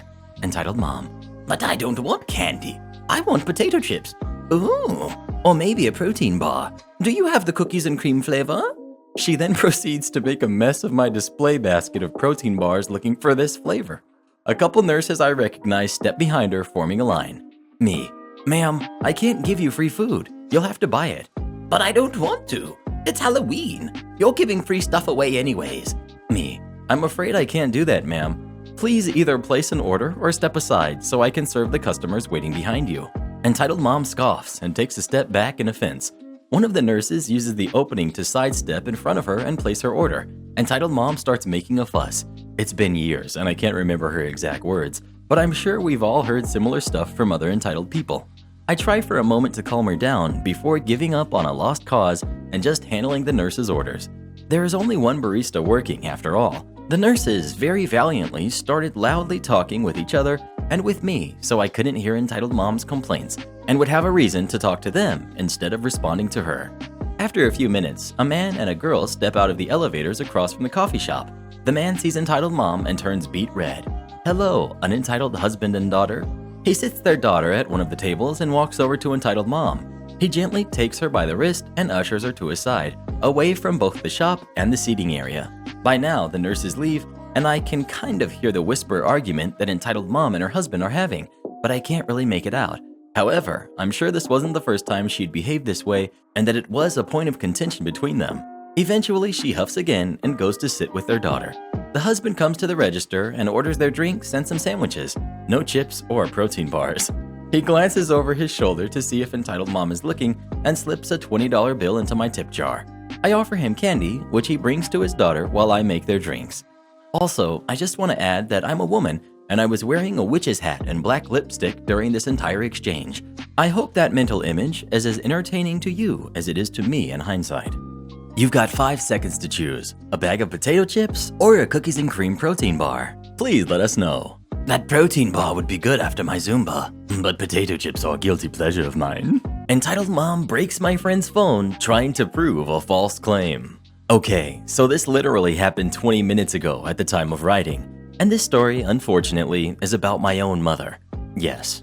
Anyway, let's get on with the story. My friend came over to my house to give me a trigonometry textbook for school, decided to stay for longer to play R6 with me on his laptop that he bought. Maybe 20 minutes go by, and we are in the room playing casual matches when my mom suddenly starts pounding at the door, demanding to be let in. I lock my door when I play video games because my mom has a habit of grabbing my mic while I'm playing and asking strangers what math they're doing in school. She's a math teacher and is super obsessed with math, but that's a story for another time. This time, she yells and says, "Where is my charger?" She starts banging on the door so hard, the door would probably break, so I get up and unlock it, only to be yelled at even more. My mom, "Where is my iPhone charger?" I think it's important to note, my friend and I don't use iPhones. We both use Android phones and have no need for iPhone lightning cables. Me, I don't have it. I wouldn't take it. I have no use for an iPhone charger. My mom, "Well, yes you do, so give it back." I don't say anything. My mom, "Then your friend has it." My friend, I use an Android too. I wouldn't take your iPhone charger. Mom, "Well, yes you do, so give it back." both of us don't say anything. My friend, I have no use for your charger because my phone uses USB Type-C and you have a lightning port. My mom, "Well, it works for all phones. Show me your phone and I'll prove it to you." Before my mom can even say anything, she grabs his phone and storms into her room. Both of us are super confused and are trying to understand what logic she's using until she comes back into my room with her iPhone cable and his phone in hand. Yes, the cable she lost. My mom, "Well, explain this." she jams the iPhone cable into the phone. Aha! She throws it back to my friend and she once again demands for the cable back.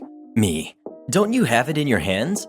My mom looks at her hands and realizes she has her own cable and turns red, but then shifts the blame back to us. "Well, you shouldn't be talking back like a smarty." I don't say anything. She storms off, knowing she just made a fool of herself, and we go on playing video games trying to forget what just happened because it made no sense. He leaves, and maybe 5 minutes later, and everything goes back to normal until I get a text. It reads, "Dude, your mom jammed the cable in and broke my charging port." If you don't know what he just said, basically an iPhone cable is thin and a USB-C cable is thick and has a little thing inside the port for you to charge. And my mom jammed it in so hard, she broke the pin thing. I told my mom, and she refuses to believe that it was her fault. So yeah, I'll provide an update if anything changes, but that's what happened. If anyone is skeptical, I can post a video, but I don't know how, so you're gonna have to teach me how. Edit 1. If any of you are wondering, it's a Razer phone too, and he uses wireless charging to charge it. Also, my dad is trying to explain to my mom what she did and how USB-C and Lightning are not the same, but is failing miserably. Also, my mom is not insane all the time, but she can go from normal to insane Karen mode in 10 seconds. Edit 2. Geez, this is finally over. I explained to her that jamming it in broke the phone. Not convinced, I asked her if I could jam a micro USB one-sided, and she said no, and basically realized how dumb she was. She then reluctantly said that she would buy him a new phone, so we won. By the way, what do you have? iPhone or Android? Please let us know. The only phone that a true Karen would use is a… Am I the jerk for leaving my aunt alone at the pool with her 3 kids? I honestly don't think I'm the jerk here, but apparently I'm a horrible person. So I, female 18, have an aunt who has 3 kids, who are 2, 4, and 12.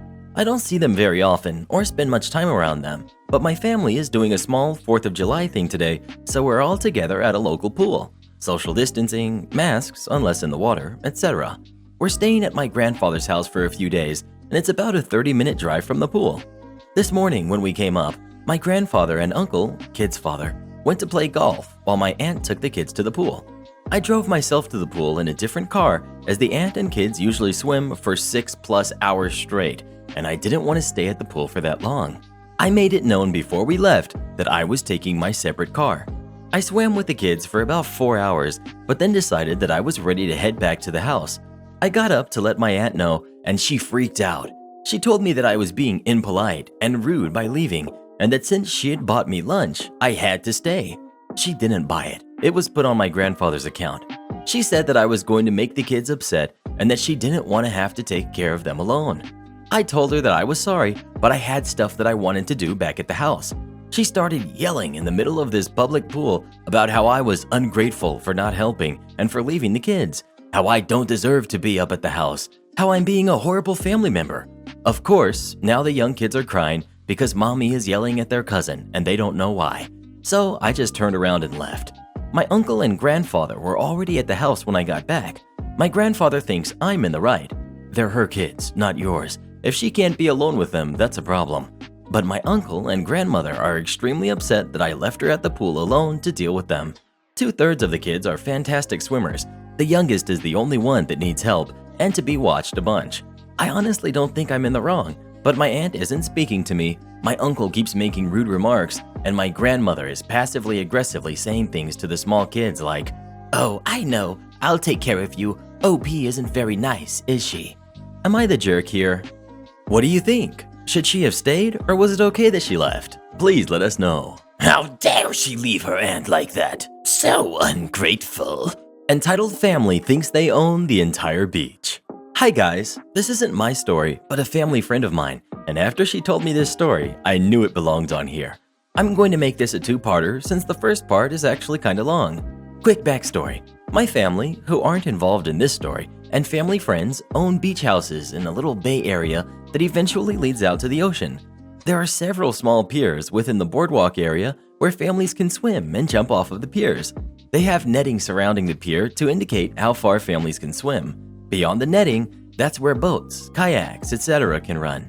Unfortunately, on these piers, there have been some entitled people believing they own some of these piers because their beach house is right there behind it. I will admit, our family has had our beach house for over a century, passed down through several generations. Even though we have to walk down the street to get to this pier, I think if anybody deserves that pier, it should be us.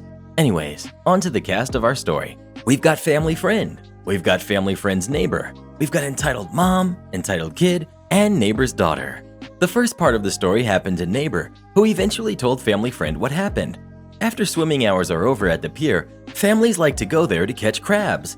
Only crabs that measure within a certain height can be kept. Because of the whole thing with social distancing, neighbor and neighbor's daughter went to try to find a good spot away from other families so they could crab.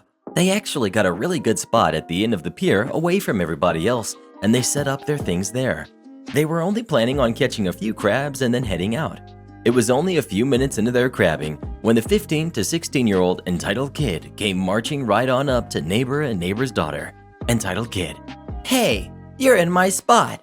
Neighbor looked around, trying to find anything to show that the kid's spot was taken. Nets, cages, buckets, etc. But there wasn't any. They were the only ones there.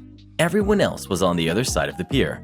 Neighbor, I'm sorry, but there's nothing here to show that this is your spot. Entitled Kid, You need to leave now. This is my spot. Neighbor, Kid, this is public property. Nothing here is yours. We're only going to catch a few crabs and then leave. Please be patient.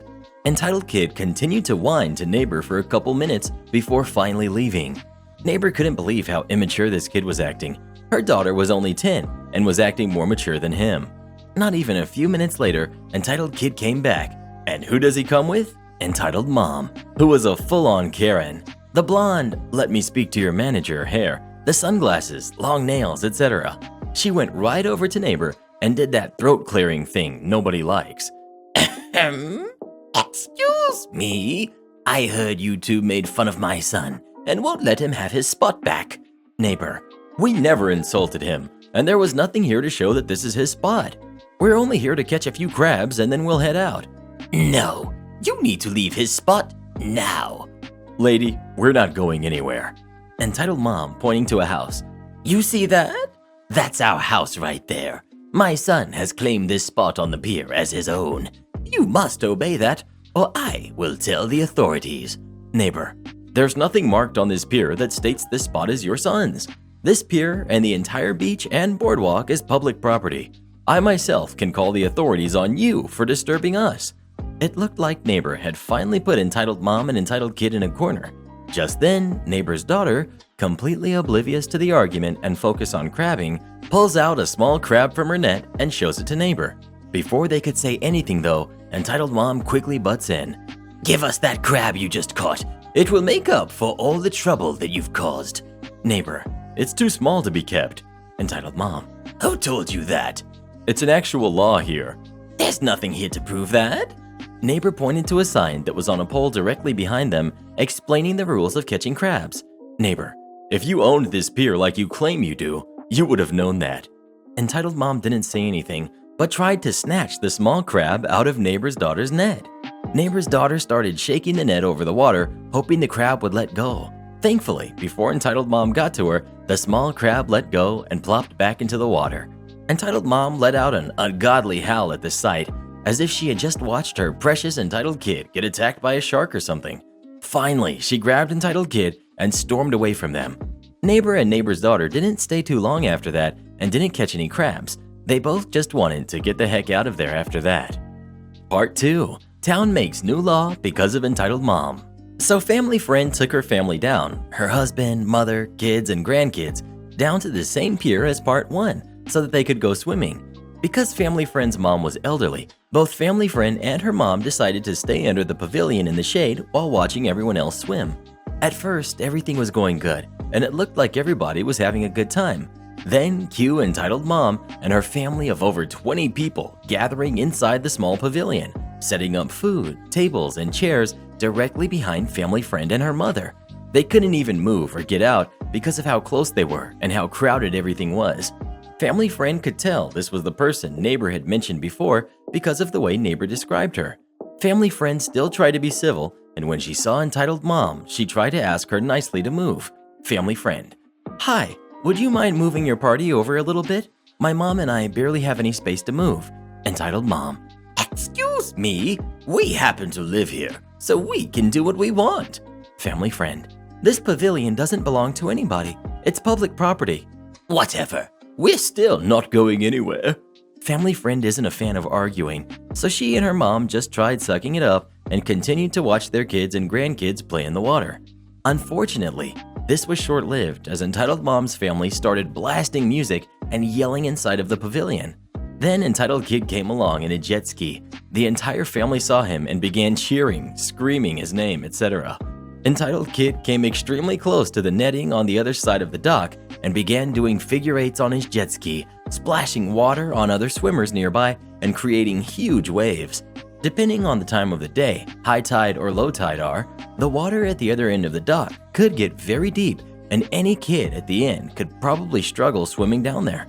Luckily, Family Friend told us that everybody at the end of the dock quickly got out when Entitled Kid started doing this, and her kids and grandkids weren't that deep in the water, so everybody was fine. After a few minutes, Entitled Kid finally left and everybody went back into the water. But entitled mom's family still hasn't calmed down. Finally, family friend and other beachgoers saw the flashing lights of a police car pull up to the beach area. Everyone smiled as they knew entitled mom and her family were going to get in trouble. Entitled mom and her family saw the police car and attempted to ignore it, but suddenly grew quieter. The officer got out of the car and approached entitled mom. Officer: "Hello, ma'am. May I have a word with you?" Entitled mom, all innocent-like. What's wrong, officer? Officer: "I have been receiving numerous complaints throughout the past half hour in regards to your party causing a disturbance." What? We haven't been doing anything. Family friend: "Officer, they've been yelling and screaming the entire time they've been here, blasting music, and somebody from their family came by on a jet ski extremely close to the dock and started showing off." Entitled mom: Mind your own business. Family friend: "How can I when I'm less than a foot away from you and you won't move?" Officer: "All right, here's how this is going to work out." To entitled mom: "You can either move your family outside of the pavilion so that people can have room to sit, or you can leave the beach altogether." You can't do that. We have a beach house right over there. "Then you can either move your party over there or move your party outside of the pavilion." This is unacceptable. You can't do this to us. What is your name? I'll make sure to write a report about you. Officer gives his name and badge number. All right then. I will call your station and make sure you get fired. Officer: "The station is well aware of everything going on right now, ma'am, and if you fail to comply, we will have you fined and removed from the premises, whether your house is right here or not." Entitled mom was having none of this, so instead of leaving like any other person would do, she grabbed a sandwich from one of the bags she brought and threw it right at the officer. The officer, without hesitation, grabbed her and cuffed her. The other members of her family were growing mad at the officer for arresting her, but they didn't fight back. Officer: "This is your last warning, ma'am. Either take your party elsewhere, or I will bring you back to the station. You're very lucky I'm not putting you in my police car right now." Entitled mom finally cooperated and was released. She didn't go completely free, however, as her and all of the adults in her family were fined. She was fined the heaviest, though, for also assaulting the officer. The family grumpily grabbed their stuff and left. The officer didn't leave until he knew they were gone.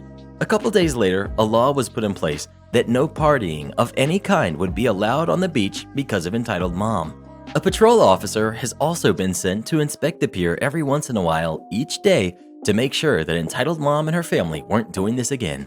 And so far, since family friend, her family, and my family have been down there, they haven't. But they're still extremely loud and blasting their music on the beach and inside their house. That's my entitled parent story. Hope you guys enjoyed. Speaking of the beach, do you guys like going to the beach or not? Please let us know.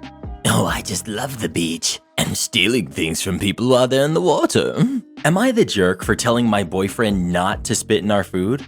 We're currently not speaking because of this issue, since I find it gross and my boyfriend can't see my problem with it. I do most of the cooking in our relationship, which I am fine with. However, occasionally my boyfriend will want to do some cooking together / do some baking. We do a lot of activities together, especially now we're both home a lot more. The one thing I cannot stand is a habit he has when it comes to food. If my boyfriend thinks something is too dry or needs a better consistency, he will use his own spit and put it into the food. For example, the other day we were icing homemade cookies and I caught him thinning out the icing mixture by spitting inside the bowl and mixing it in. This has been an issue for some time, so he tries to hide it whenever he does it from me. But every time I catch him, I just find it gross. His reply is to shrug and tell me that I get more out of his saliva in my mouth when we kiss anyway, so it shouldn't be a big deal and makes literally no difference. I've pleaded with him to use water, but he says that the texture isn't the same and has pointed out that if I can't tell the texture is different, surely it doesn't matter that it's not water anyway. I know that in a way he's right, and it's not like I complain about his spit when we make out, but something about it being mixed with food just grosses me out. Am I the jerk for not wanting my boyfriend to spit in our food when we cook together? Edit. My boyfriend doesn't cook regularly, so he isn't serving this to anyone but me and himself. He has made disgusted comments about serving staff spitting in customers' food before, so I know he finds other people's spit unhygienic. Words cannot even express how grossed out I am right now. Oh, come on, Mr. Reddit. Nothing wrong with a little spit now and then. Do any of you guys think that that's okay? If so, please let us know. Sure, we'll take that aluminum panel off your fence. Background. My parents bought a property on the beach because it's their happy place and they didn't want to stay at hotels anymore. The place is an older property that needed a lot of love, so we've been renovating it for a good year in our spare time. Our neighbor is an older lady who runs the small motel next door. From the very beginning, she's been quite an annoyance, constantly doing and saying manipulative things as favors to make us feel like we owe her something, which usually ends in her being allowed to use parts of our property. Fun fact, an inspector that was checking on the renovations once saw her coming towards him and quipped, "Here comes trouble." So the main story involves the side of our property that we share with her. There's a fence that she built and a small alleyway between the fence and our house, which is ours, and has a hose/shower area for when you come back from the beach and want to get the sand off of you. As part of the renovations, my dad had some small aluminum panels put on our side of the fence so that the users of the shower could have some privacy. The panels are not visible from the neighbor's property and are completely unobtrusive. Neighbor sees them while passing by and freaks, frantically calls and texts my dad, begging for a call back and saying it is an emergency. My dad makes time to call, assuming the hose might have broken or something. Nope, just the neighbor throwing a hissy fit over the panels. Take them down, she insists. My dad is a very busy man and has already had enough of my neighbor's constant annoyances. Her claiming an emergency just for these panels finally made him snap. The malicious compliance. My dad, the amicable man he is, agrees to take the panels down. As part of the renovations, he also has a gate put in front of the small alleyway area. This is not good for my neighbor because she has made an agreement with my father to use our hose so that her guests could rinse themselves off when coming back from the beach. This precious hose is now behind a locked gate, the key for which my neighbor will not be seeing. On top of that, my father put a chain in front of the parking area of our house, which she was using as extra space for her guests, and where our trash cans are kept. Trash cans, which said neighbor was using to throw away her extra trash. Now our neighbor will have to pay extra for a better water plan for her motel, something she was well aware of and trying to avoid as she had previously told my dad about the numbers for water plans on her property versus ours, and possibly pay for extra trash cans for her trash. My dad is a very patient man, and it's very hard to get him angry, but once you do, you're gonna regret it. Am I the jerk for not wanting my parents to be a part of my daughter's life? When I was 18, my parents kicked me out of the house after I got my girlfriend pregnant. To them, it was shameful, and they completely cut me out of their lives and my family's money. My girlfriend and I managed on our own after my son was born, but it was a struggle for years. We were living paycheck to paycheck and constantly stressed about money. My girlfriend's parents helped out when they could and were the best grandparents to our son. By some miracle, we managed to graduate from college, even with work and raising a child. Now we're both 32, been married 6 years, living in our own home with our 13-year-old son and our 4-month-old daughter. I haven't seen or spoken to anyone in my family except my cousins in years. 2 weeks ago, my mom sent me a friend request on Facebook and also messaged me. She sent this long message about how she's wanted to talk for a while now, and she apologized for the way they treated me. She and my dad were hoping we can make amends because they really want to meet my new daughter and get the chance to be grandparents. She didn't mention my son at all, ask how old he is, how he's doing, or express any interest whatsoever in also wanting to see him, just my daughter. I messaged her back and vented about all the hardship and obstacles my girlfriend and I had to deal with to get to where we are, and how hard it was that I didn't have my parents' emotional support through what was the most difficult time of my life. Sure, their money would have made things a heck of a lot easier, but I get that money shouldn't be handed to us, but I feel the least they could have done was be there for me instead of erasing me from their lives. I said they don't get to walk back into our lives, and I don't want to hear from them again. I blocked her after that. A few days ago, one of my cousins mentioned my parents and said they're telling everyone I'm refusing to let them meet their granddaughter. My cousin knows about everything, but he thought it was still petty to be that way when they clearly regret what they did and want to be in my life now, and I can't allow a grudge to prevent them from being grandparents. My wife and I talked this over, and she feels the same way I do, but will support it if I want them around. It really feels they only care now because we're older and the hard part is over. And honestly, my parents have always been extremely judgmental over everything. They're also very snobby, and I'm not 100% sure if that's what I want my kids growing up with. My cousin keeps saying I'm in the wrong here and it's hurting my parents and that they'll miss out on my daughter's first year of life by not being around. I'm just a little lost and I don't know if I really am being the bad guy or not. Am I the jerk? What would you do if you were in this situation? Would you let the grandparents meet their grandkids or no? Of course they should. They deserve it. I work for Target, not Walmart. Several years ago now, I worked at a Target superstore as a cashier/food court worker. They didn't have check cashing and I didn't have a working bank account. So on Fridays, I would cash my check at customer service of the Walmart Neighborhood Market, Walmart grocery store for those unfamiliar, across the street before going home. At the time, Neighborhood Market employees wore green shirts and khakis. This was before they changed to bright green vests. I was wearing my Target red and khakis, and on this day, I had forgotten to remove my Target name tag, though I usually did. This is also before any Targets in my area got self-checkouts. It was busy, and the customer service managers were running around helping cashiers, other customers, etc. So I was waiting at the desk alone. This NHM had a self-checkout directly across from the service desk. There was a lady there getting increasingly frustrated, so she starts shouting over at me. Lady, Hey, can you help me with this?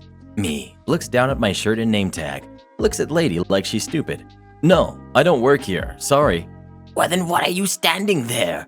Me, waiting for service at the service desk? Sorry, I don't work here. Well then, where are the people who work here? Can't you help me? I don't know. I work in the food court at Target. She keeps acting all aggravated and kicking up a fuss, so I kinda go near her and tell her how to look up produce, never touching the machine. I go back to the desk to wait. A few minutes go by, and I guess her receipt got jammed. Lady, Hey, can you come fix this? I'm not getting a receipt. I still don't work here. I work for Target. Well, you helped me before. 'Cause you needed help, and I knew how to do it? I don't really feel comfortable touching their machines when I'm not using it. She continues to kick up a fuss and acts frustrated/mad for the next couple minutes, occasionally looking back at me and sighing loudly. Finally, a customer service manager who looked about 18 shows up. He goes to help me behind the counter, but I point out the lady first, who somehow hasn't noticed him. He goes over to help, but the receipt paper is jammed, and he clearly doesn't know how to fix it. He says he's just covering a break and will have to find someone to help. I sigh, just wanting to get off my feet after a long day of retail, and then proceed to give the kids step-by-step instructions on how to fix it, while the lady glares at me like I'm the devil. I had been a CSM for the NHM on the other end of town over a year and a half prior to this story. Could I have helped her? Probably, but I didn't feel like popping the front of their machine open and messing around with the insides. Also, I didn't work there, wasn't getting paid. Am I the jerk? My girlfriend won't stop buying jars. I told her she needs to stop it, and this is out of control. My girlfriend of 2 years and I moved in together in January. I'm 28 and she's 27. Everything is going great, except we keep fighting over her obsession with buying jars. It started in the kitchen. She bought all of these glass jars and containers to keep all of the food in, like rice and lentils and things are all in these glass jars she got, instead of in the cabinet in the normal box. Also, these big plastic things for cereal.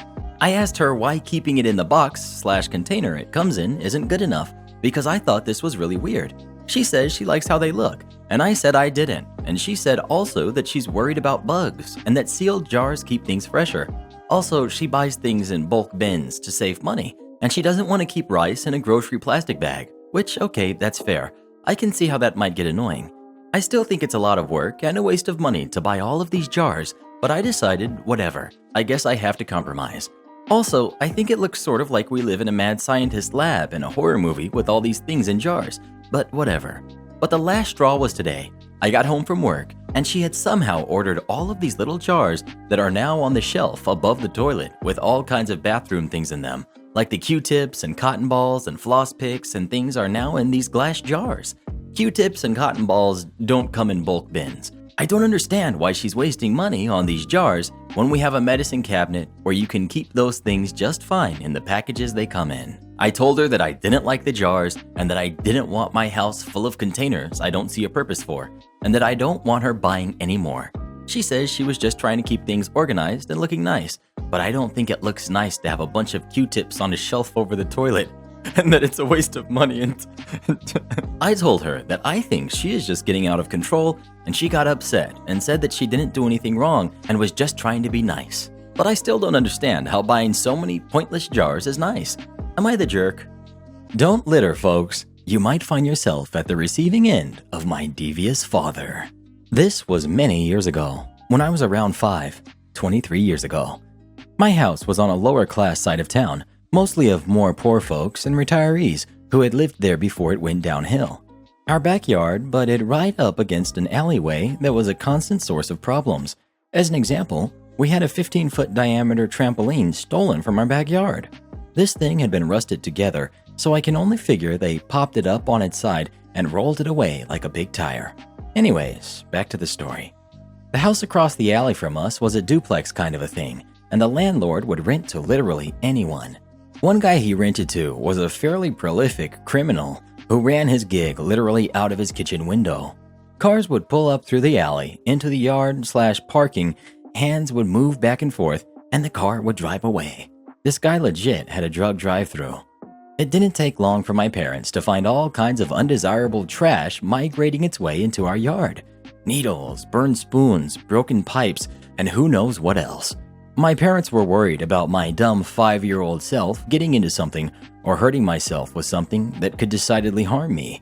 My mother was a nurse before being disabled in a severe car accident and had been infected with hepatitis C while working at the hospital due to a needle that had been missed, so she was super worried about this for me as well as a handful of other kids in the neighborhood. Conversations with the landlord, including gathered evidence, made no difference. He didn't live there. Why did he care? Eventually, my parents tried to call the cops. The local PD was not helpful. They said they couldn't investigate or even send out a car on someone's word. This wasn't our first problem with the local cops either, after having our cars and other things broken into or stolen. They told my parents to write down license plate numbers, and if any matches a known felon or someone with a warrant, they would investigate. So my mother sat at the window for a full day and wrote down every plate she could see, hiding carefully the whole time. She ended the day with over 100 plates. That's how busy this guy was. We faxed, remember, 90s, the numbers along with a letter explaining what the numbers were for and who we had spoken with to the PD. Nothing happened. After several weeks, they called back and were told there were no matches of any kind. After another week of the problem simply getting worse, my father decided to take matters into his own hands. One night, with no moon, he sneaks into the driveway and throws roofing nails he had bought the previous day all into their area, hundreds of them. We watched for weeks as seemingly every tweaker in town would stop and almost immediately have to fix flats. Evidently, either business dwindled so much or the renter figured out someone was messing with them. Both, that they finally moved. The landlord spent over 2 weeks of having cleaning crews and the like over, throwing out huge mounds of garbage and repair crews to fix damage that I later found out was caused by the renter. It seems they trashed and stripped the place before disappearing some night without us noticing. The moral here? Not really one exactly, except for maybe the landlord. Be more selective who you let live in your house, maybe?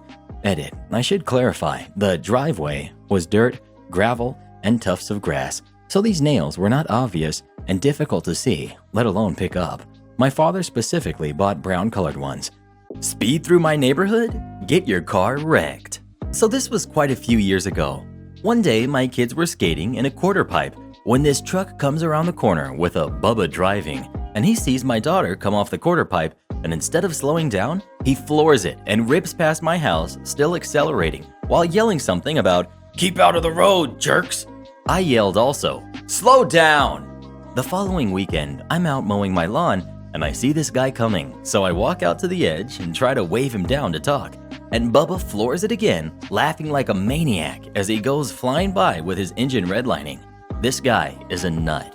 So I go to the hardware store and picked up 3 of those 3-foot orange safety cones, and I put a sign on each of them, "Slow down, residential neighborhood, kids at play." A few days later, I came outside and find the cones have been run over. I already know who's done it. I'm pretty upset, like really angry. And in that anger, I came up with my most brilliant plan. I went to the hardware store and purchased 3 new ones, along with some cement and steel rebar. I filled them with the rebar and cement and let them set. After the cones were ready, I put them back out on the side of the street by my house with the same 3 signs as before. Didn't take long. 2 days later, I'm in my garage tinkering and I hear that dang truck engine revving up as the Bubba goes pedal to the metal. I look up just in time to see his truck steer towards the shoulder to run over the cones. Dang, it was a beautiful sight like none I've ever seen before. He hit the first cone with his bumper, and the cone fell forward and rotated the base up towards his engine block and actually lifted the front of his truck upwards as his front passenger wheel made a direct connection with the second cone and launched his truck up even higher in the air. The third cone also made a direct hit on his right tire suspension as his truck came down to a screeching halt. There were fluids running out from under his truck, and his passenger tire was angled inwards at a 90-degree angle. Bubba was mad and started screaming about how I wrecked his truck and how I'm gonna pay. I yelled back and said, "Well then, let's call the cops and get them out here to make a report, and you can tell them how you were racing down the road and intentionally ran over the safety cones. Or I can call you a tow truck. Which will it be?" We called a tow truck. I never did see Bubba drive down my street anymore after that incident. I was worried he'd try to get revenge, but nothing ever happened, and we moved out a couple years later. Edit. Didn't expect this to blow up like it has.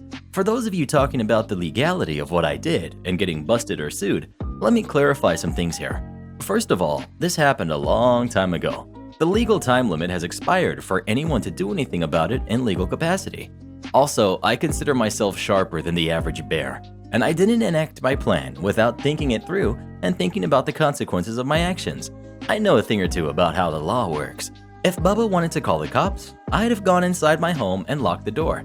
If the police arrived, I'd tell them through my locked security screen I don't answer questions, and my only statement would be that I only speak through my attorney. At that point, police would make their report and run it up the chain of command. If the state or local prosecutor wanted to conduct an investigation, I'd go with an attorney and deny any involvement. They'd have to, at that point, decide how much time do they have to try and investigate this matter and what is the likelihood of a conviction. Since I lived in a big city, I'm sure they had a lot worse things happening that would be taking up their caseload. Speaking of trucks, do you like trucks or cars better? Please let us know. Nothing like a man with a big loud truck, especially when that smoke comes out of the tailpipe. Am I the jerk for giving my daughter $100,000 and not giving my son anything? I know the title sounds bad, but please hear me out. I, 55 male, have two kids, Anna, 30-year-old female, and Alex, 27-year-old male. Their mom isn't in the picture. I have a relatively high-earning job, so I was able to save up for both of them to go to college, which amounted to about $100,000 each. The thing is, Anna got a full scholarship for college where both her tuition fees and living expenses were paid for, but I had to pay for my son's education and living expenses with the money I had saved up. Both my kids knew I had $100,000 for their college education, but since my daughter got a full ride, I told her I'd hold on to it until she either wants to use it for her wedding or a down payment for a house. So last week, Anna asked for the money to buy a house, and I gladly gave it to her. But a few days later, I got an angry call from Alex accusing me of favoritism and how I'm being unfair. I explained to him that I just gave her the college fund I was saving up for her, which was the same amount as what I'd given him for college. He still thinks I should have split the money evenly so it would be more fair. I have no idea how he knew about it, but I think my wife, their stepmom, told him. Anna has since told me that her brother has been calling her every now and then demanding for his half of the money. So both my kids are fighting now. My wife told me that I'm being a bit unfair and that the money is tearing the family apart. I told her that it was always Anna's money and I already gave Alex his share to pay for his college expenses. Both kids are college educated with good jobs, so it's not like Alex desperately needs the money. So Reddit, am I the jerk? I think that splitting the money would have been very unfair to Anna, who worked hard to get her scholarship. But what do you guys think? Edit. I spent a bit over $100,000 on Alex's education because not only did I pay for his tuition fees, but I also paid for his rent, bills, food, and everything in between. What do you guys think? Was this fair or not? Please let us know. The son's entitlement is impressive, but he is not a Karen yet. Delivery driver can't park on your driveway? To explain, I work for a national wine retailer, mainly as a delivery driver. We offer free delivery straight to your door when you order from our store. In the before times, this meant maybe 10 deliveries every few days to our local catchment, as most people purchased in store.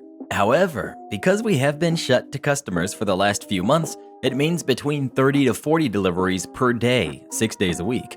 On to the customer. Let's call her Susan. Susan orders regularly, a bit too regularly, and has made it abundantly clear to both our drivers, our store manager, our customer service team, and HQ that we are unequivocally not allowed to maneuver onto her driveway during deliveries. Her house is at the end of a cul-de-sac with a driveway technically shared between 5 houses as a sort of branching design, so it's quite away from the main road. I had the pleasure of delivering during a particularly stormy day. The wind was driving the rain sideways, instant flash flooding across the county. I was soaking wet after the first stop, and this was now only number 24 of 39. I was already not a happy bunny when reading the next address, and my heart sank as I realized I would be carrying large crates of beer and boxes of wine by hand roughly 30 meters to Susan's front door, about 7 relays in total. Rolling up to said address, my head went, "Oh no," and I reversed the van all the way to Susan's house, braced myself against the seat to open my door into what, I can only imagine, a lonely sock feels like inside a washing machine.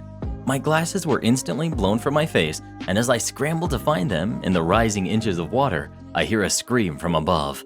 Terrified that some person had been gusted into the upper atmosphere, I whip around to see Susan, protected by an umbrella, leaning out of her bedroom window, shrieking at me to get my van off her property. I shout back that I have a delivery for her, my words snatched away by the wind, and point to the logo on the van, but to no avail. Susan continues her harpy-like crescendo. Fine, I think to myself. If I can't park on your driveway, you can come and pick up your booze from the road. I give Susan a sarcastic salute, jump in the van, and park back on the main road. Content, Susan meanders her substantial mass down to the front door and opens the porch in anticipation.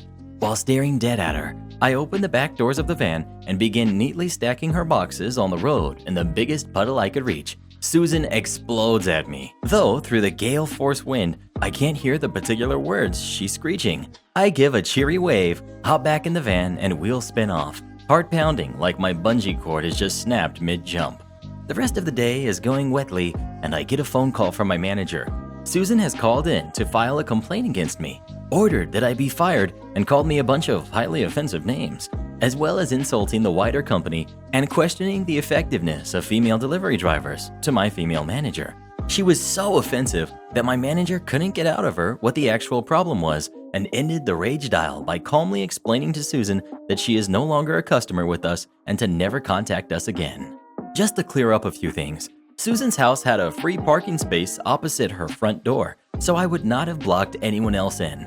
I left the delivery on the pavement, not in front of potential traffic. This was in the UK, so no HOA. The engine would have been off during this delivery.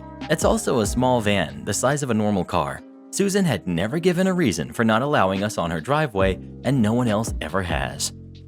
Would you park in a Karen's driveway if you knew she was gonna get mad at you? Or would you be afraid to? Let us know.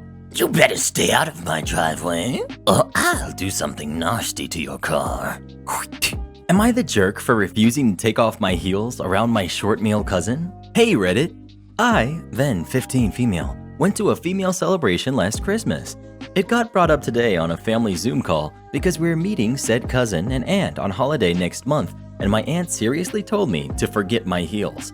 So last Christmas, we stayed in a hotel and had a meal where we got dressed up. I wore a black dress with black high heels. I picked the shoes because I liked them, and they looked cool with my outfit. I'm 5'4" by the way, and my cousin, James, then 23, is 5'5", or 5'6". With the heels, I was a bit taller than him. When I came downstairs for food and he saw me in my heels, he was immediately sulky, especially when we took a family photo. In my family, they put the cousins in age order, and he had to stand next to me as I'm the next youngest. One of my female cousins said my heels looked nice and commented on how tall I looked, and I replied, "Thanks, I really like these shoes. The extra few inches really makes a difference." James then told his mother, my aunt, that I was making fun of his height. My aunt then told my dad to tell me to take the heels off, and my dad took me aside and asked me to take off the shoes so I didn't rock the boat. I refused, saying, "I'm sorry my shoes are insulting his masculinity. Also, 24 is a bit old to go crying to mummy." My dad laughed, but told me to change to my Doc Martens. I refused. Cue to my aunt telling me off and pleading with me to change because James is insecure that he's 8 years older than you and you're nearly his height and taller with heels. It's enough that his sister is 5'8". I sarcastically apologized for my jeans, which she didn't appreciate, and told her that he's a bit too old for his mom to do his dirty work. She told me to respect my elders, meaning her and my cousin, and I got told off by my grandma for rocking the boat. I mean, I get respect your elders and that sarcasm isn't always the right answer, but seriously, how can you be offended by a shoe? Not to mention that it really irked me that he's 24 and can't even complain to my face and has to get his mother, who he knows dislikes me for some reason, to tell me off. Am I the jerk? What would you do? Would you take off those shoes to make your cousin feel better? Or would you tell him to buzz off? Please let us know. How dare she not change her shoes? Entitled dad steals boat motor, acts as his own attorney during the criminal trial, as fool for a client. Cast. We've got me, overworked prosecutor, and we've got entitled dad. There has been a case in this forum which resulted in the entitled parent being arrested, and I thought there may be some interest as to what happens after the arrest. This happened many years ago when I was a deputy prosecutor handling misdemeanor cases. In this particular case, there was a street on a private beach with a series of houses in a remote area. There were other places that had public beach access, and this particular place was off the main road and not easily accessible. There was no reason to be there unless you were a resident of one of the houses or were visiting someone there. The entitled dad drove into the neighborhood and stole a boat motor from one of the properties. A neighbor watched him put the motor into his truck, got the license plate number, and called the police. A deputy responded and pulled him over a short time later. The deputy found the boat motor in the back of the truck, and entitled dad admitted he took it. Entitled dad was cited for misdemeanor theft. He wasn't taken into custody, but given a notice to appear in court. This was typical for a non-violent property offense. I then got the case. So I was minding my own business, working in my office, when entitled dad called and demanded to speak to me. He then demanded that I dismiss the charge against him. He didn't really have a coherent reason as to why, since he pretty much had been caught red-handed. He mainly yelled and was obnoxious. Legal tip number 1. Yelling at the prosecutor will not result in criminal charges going away, but it will result in having to deal with a cranky prosecutor. When he couldn't bully me into dismissing the charges, he then demanded that another prosecutor be assigned to his case. This did not happen. Legal tip 2. People charged with crimes don't get to choose the prosecutors on their cases. This case is set for trial. He pleads not guilty and elects to represent himself. At trial, I call as witnesses the neighbor, the boat motor owner, and the arresting deputy. Entitled dad presents a beachcombing defense that if he is able to keep a pretty shell he finds at the beach, he ought to be able to keep a boat motor. It didn't make a lot of sense. It really got interesting when he called himself as his own witness. He questioned himself by having a conversation with himself. Here's an example of how some of the actual testimony went. Entitled dad shifts to the left side of the witness chair. Mr. Entitled dad's last name, do you have a motive to steal a boat? Entitled dad then shifts to the right side of the witness chair and looks at empty space that he had just occupied. No, I do not have a motive to steal a boat. Entitled dad slides to the left. Mr. Entitled dad, do you like seafood? He slides to the right. No, I do not like seafood. My kids do not like seafood. My wife likes seafood, but that's not a motive to steal a boat. I looked over at the arresting deputy who was sitting next to me as my designated law enforcement representative. He was watching with a horrified expression, and I saw his lips silently form the words, "What the heck?" Later, when we were outside, the deputy told me how freaky he thought it was. It took the jury 15 minutes to find him guilty. I don't remember specifically what he got as a sentence, but it was likely only fines and community service, since this was typical for that type of offense. Am I the jerk for throwing my friend out of my house and possibly ending her marriage because she resented me? Me and said friend, Jane, had been best friends for around 12 years. I met her when she started dating one of my best friends. We both got married around 10 years back, few months apart. Around 6 years ago, she confided to me that they were trying to have a baby, but they were having a lot of issues. I tried to be as supportive as I could be. Around 4 years ago, I fell pregnant. It was a surprise, but a pleasant one. When I announced it, I could see that I hurt Jane. I apologized to her because I knew how much this infertility was affecting her. Few months ago, we announced our second pregnancy. Here is where crap hit the fan. Immediately after we announced it, she refused to talk to me or see me anymore. I thought she was upset because of my pregnancy and I was giving her space, but John, her husband, told me to go talk to her as she needs me. She told me that she had a miscarriage just 1 week before I announced my pregnancy and she couldn't bear it. I apologized so many times and I was trying to support her emotionally. She cried to me. I consoled her, but next day she told me to leave her alone. I respected that. A week after, my son's birthday came, and we thought we will have a social distancing barbecue for him and a few people. 6. I sent an invite to John and Jane, but I told them that they don't have to attend if they don't want to. Edit. Because John is the godfather, it would have been weird to not invite them at all. Jane and John attended. Few hours later, I saw that Jane was very withdrawn and upset, so I went to her and asked her if she was okay. She threw her plate across the yard and started yelling at me about how much of a bad friend I am and how selfish I am. She told me that I'm trying to rub it in her face with my happy family and healthy pregnancy. She yelled at me about how insensitive it was of me to announce my pregnancy right after her miscarriage. In my defense, I did not know and I apologized. She even yelled at me about how I probably just invited her so I could parade my baby bump and lovely son. Did she expect me to not have a bump when I'm 7 months pregnant?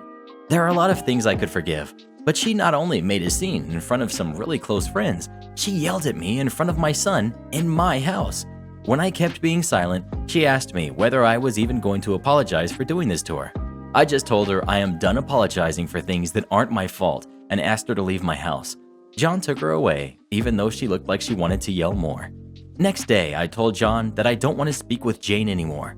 I told him he is still my best friend, but I would understand if he has to choose sides and can't talk with me anymore. I don't know what happened between them after that, but John came to my house yesterday and said he wants to leave Jane, and he wanted to crash at my place for a few weeks. He said he's not ready to talk about what happened yet, so I am not pushing. Am I the jerk? What if you were in this situation? What would you tell a friend if they were acting like that to you? Please let us know. I bet she's not as good at throwing plates of food at people as I am. I used to work here, but not anymore. So, this is a story from 2014 when I was a leasing agent working at an apartment complex. First, some backstory. I happened to work where I lived, and while this may sound convenient, and I guess it wasn't when neighbors realized who I was. It was common for neighbors, one in particular, to knock on my door and demand I fix something, or that I take care of something for them, anywhere from fixing their AC to lowering their rent. I'd explained that I'm just a leasing agent, I can't fix anything and have no authority whatsoever. And while I have endless stories of people's stupidity, I was rarely able to do anything other than smile and nod and kiss their feet. Eventually, it came to pass when I stopped working there and just became a regular resident of that godforsaken place, which meant I no longer had to be nice. I gotta be honest, I was excited, elated at the prospect of my jerk neighbors knocking on my door late in the evening. I could not wait to tell them to go buzz off. Sure enough, one day, about a month or so after I was done working there, I got an aggressive knock on my door, and I actually was giddy, but also angry at the same time. I had 2 years worth of leasing agent aggression to get out. Anyway, here's how it went. Neighbor: excuse me, I put in a work order for my fridge a month ago. It's making a noise, and you need to fix it right now. Neighbor: Excuse me? I put in a work order for my fridge a month ago. It's making a noise, and you need to fix it right now, because I can't sleep with that terrible noise. Me, joyous at the prospect of her setting herself up so perfectly. Is that so? Well, again, I cannot fix it. You'll have to call the office tomorrow. In the meantime, how can you hear the fridge over your own BS? Neighbor: Excuse me? I'll have you fired for speaking to me like that. How dare you? Blah, blah, blah. Me: good luck, jerk. I don't work there anymore. And for the 1000th time, when I'm not at the office, I can't do jack to help you. Because I'm just a leasing agent who doesn't fix anything, doesn't have the power to change your rent, and most importantly, doesn't give 2 hoots about your fridge being loud when you are the one being obnoxious. So shut up and leave me alone. Neighbor, red and flustered. She tried to cut me off, but I just got louder. Well, I'm definitely calling your boss and having you fired. I can't believe this. She stormed off upstairs. She lived above me, and I heard stomping around and slamming. Bear in mind, she'd been a total jerk to me every time she'd came over. The others who bothered me at least were nice when I explained to them why I couldn't help. She was always loud, obnoxious, and an absolute jerk when she came to bug me. So anyway, I get a call from my old boss the next day, which was wonderful, because at first she was like, "So, I heard from jerk neighbor that you used some inappropriate language and were rude to her. That's," she snickered, "unacceptable." She just bursted out laughing. This neighbor was constantly causing ruckus, making complaints, being a jerk to all of the staff, and my old boss was just happy for me, saying, God, I'm jealous. You have no idea how much I want to do that to people, but we just have to smile and take it. What was it like? So yeah, we had a laugh about it. That was a nice aftermath to that, and that lady moved out later that year, and I did the following year. Am I the jerk for having my ex's university admission rescinded? I, female 18, dated my ex, male 18, from sophomore to the end of junior year of high school. We broke up amicably and both moved on. He dated more girls during the summer while I remained single. We were still around each other a lot because our circles of friends had blended and our younger sisters were best friends. At the beginning of the senior year, I still texted him from time to time because we shared a government class and sometimes compared notes, but overall, we weren't that close. Towards December, things with his girlfriend got rough, and he began to lean on me like an emotional crutch, often asking me if I could come over so he could vent to me in person. Once, he asked me to go out to get dinner with him, and I declined because I wanted to respect his girlfriend and because I was not his friend. He then decided it was a good time to tell me that he still loved me and wanted to get back together because he could see himself marrying me and having kids one day. I was extremely creeped out because I was, and still am, a teenager who wasn't even thinking about those things.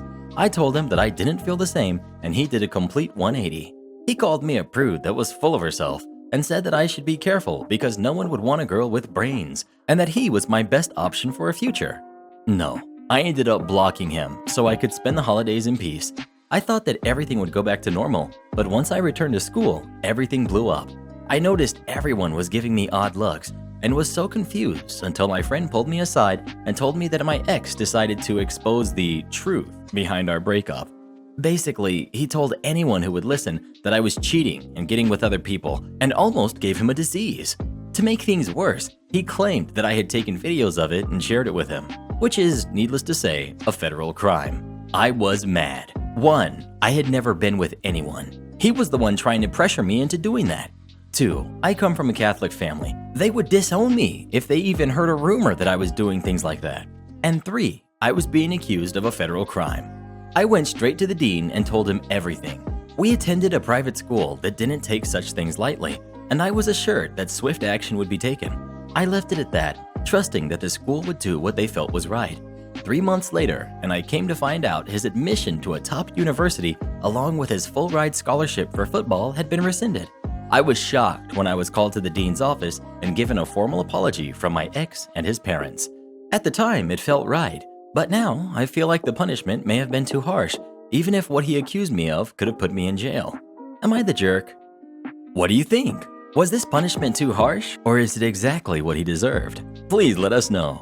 That noob got pwned. I don't work here. That's my sister. Background. So I have a sister. She's 2 years younger, but we look very similar. It's moderately easy to tell us apart though, if you know us well and spend time with us. She works part-time in Walmart and is 21. I am 23 and work as an assistant manager for a restaurant in town. So I was in Walmart getting a couple of things my sister wanted. She was sick, and due to us being fairly close, I was helping her out and planned on making her dinner. I was just looking for the chocolate she likes when one of the employees came up to me. His name is Tom, and I knew him fairly well as I came there every so often. He was friends with my sister, so she introduced us. We had a chat for a while and he asked how Katie, my sister, was. After that, he went and continued working and I kept shopping. I had just decided to put something back when I heard a, "Hey, you!" I looked up to see an old man looking at me. "Yes?" I asked. The man just looked annoyed and snapped, "Come here." I was just about to tell him to buzz off, demanding me to do something like that, when I saw an old lady stood slightly behind him. She told him not to be so rude and apologized to me.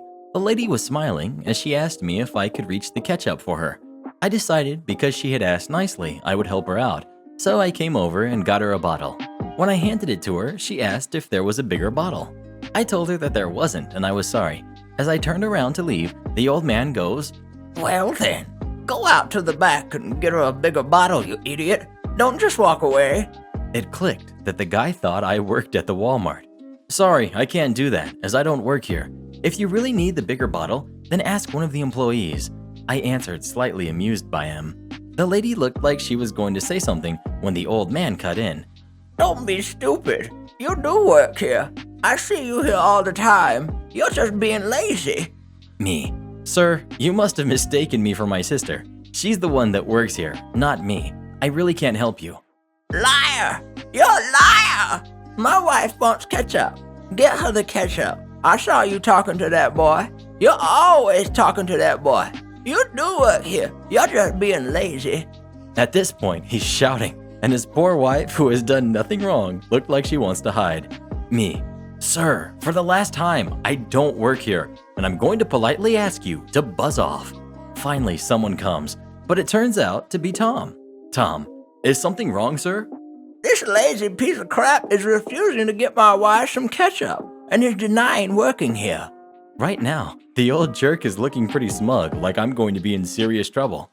Tom, sir, she doesn't work here. You must have mistaken her for her sister Katie.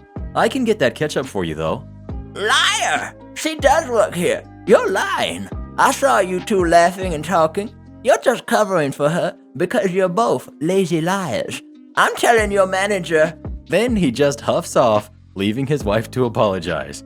A couple of minutes later, he comes back with the manager and is going on about how I'm so lazy and rude and refusing to help a customer and blah blah blah. The manager is just looking at him and nodding along with a smile on his face until old man has finished his rant. Manager, I can see how this would be a problem if she were an employee, but sir, she doesn't work here. Tom, please get the man some ketchup, then take them to the checkout. Finally, he turned to me and apologized for the trouble and asked how my sister is. When I get home, I make food and tell my sister, who finds the whole thing hilarious. She said she had encountered him before. Karen goes crazy at the music store. This was a little while ago, so I'll be paraphrasing what was said, but I'll try my best to make it as accurate as possible. In the area I live in, there's probably 2 or 3 main music shops I know of, and 2 of which are in the same city, a few streets from each other. This particular store I went to has no uniform, but some form of ID. I think it was an ID card around their neck, but haven't been there in a while, so I can't remember. At this time, I had been playing drums in school for about 6 months and decided I wanted to buy a drum kit for my house. This shop had the best prices, yada yada yada, so I decided to go there. As soon as I walk in, I spotted a mother and father with a kid, probably 3 or 4, walking around. I went up to an employee and asked for recommendations and, funny enough, they gave me a recommendation. I hadn't been on an electronic drum kit before, but he was listing all the pros to them and the cons, and after plugging headphones in, he let me play and see how I felt. I'm a big guy. At the time I was 17 and was going to the gym a lot. I was probably a little over 100 kilograms at this time, but it was a mix of fat and muscle. One of the pros of this drum kit was that everything was movable, so anyone could play and not feel cramped. Very useful for me. About 2 minutes in, I saw the mother, clearly the alpha of the family, marching towards me. I paid no attention. I was looking for a kid, and maybe they were just on the way over here too. She stopped a meter away from me, crossed her arms, and tapped her foot. I stopped playing, took one headphone off, and the following conversation happened. Me. Hello? Entitled Mom. Where would the best guitars be? Me. I'm not actually. Entitled Mom cuts me off.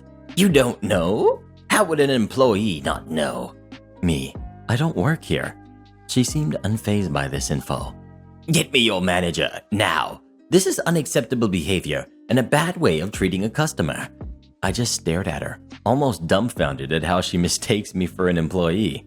Sure, they had no uniform, but I wasn't wearing anything to ID myself as an employee. I'm pretty sure the dad knew I wasn't an employee, but was too afraid to even challenge her. I should also point out, I look much older than I am. I'm also rather hairy and have a badly kempt beard. Me. I do not work here. Entitled Mom. Do not lie to me. I know you work here, and I'll have you fired for this. I know the owner. I clearly displayed on my face my amusement. I started smiling, trying to control my laughter. Big mistake. She starts screeching at the top of her lungs, shouting and pointing at me, shouting about how I'm done and that I'm a bad employee. Actual employees came to calm the situation down a bit. I just sat back down and kept playing, and she kept shouting that I should be fired. She was eventually calmed down and taken to a separate part of the store. Now, I thought this is where it would end, and that I had a funny story to tell my friends and a memory to laugh at. But no. I decided not to get this version of the drum kit, but get a more advanced, upgraded version, which they didn't have in stock. The other store, a few streets away, did, so I quickly walked there, asking for assistance, and the same general process as before happened. I sat down, and as I was putting the headphones on, she walks in, demanding to see the guitar section. And to my luck, it was right beside me. I played as normal, testing out the features and feeling the way it plays. The dad lifts the guitar, despite it saying to ask for an employee to help, and hands it to the son, who instantly drops it. In my attempt not to laugh, I fake coughed and looked away, but she had heard. She turns on her heel and… Do you know how rude? Why are you here? Me, don't work here either. I did as any normal, sane person would do. Assume it's coincidence and move on. She, following the path of being senile, assumed I was obviously following her and harassing her. Entitled Mom. You followed us here. Me, I was here first. This clearly didn't matter as she called for security. 2 guys, smaller than me, came over and asked if there was a problem, and before I could open my mouth, she said, Yes, he is harassing us. smirking and smugly looking at me. At this point, I realized it could get serious. I stood up and said, Me, check the security footage. I came in here first and didn't even talk to her. She approached me. The 2 guys, knowing I had come in first, said to her it'll be investigated. She was having none of this, and as expected, screaming, shouting, and flailing ensued. I turned to one of the guys and explained what had happened at the other store, and he brought me away and sorted out with the drum kit. In short, forget that jerk. Accusing a large built guy of this stuff could have went completely south and got me in serious trouble, but thankfully nothing came from it. I didn't believe people like this actually existed, but now I feel sorry for those who deal with them on a daily basis. Brofist to all those who deal with crazies every day.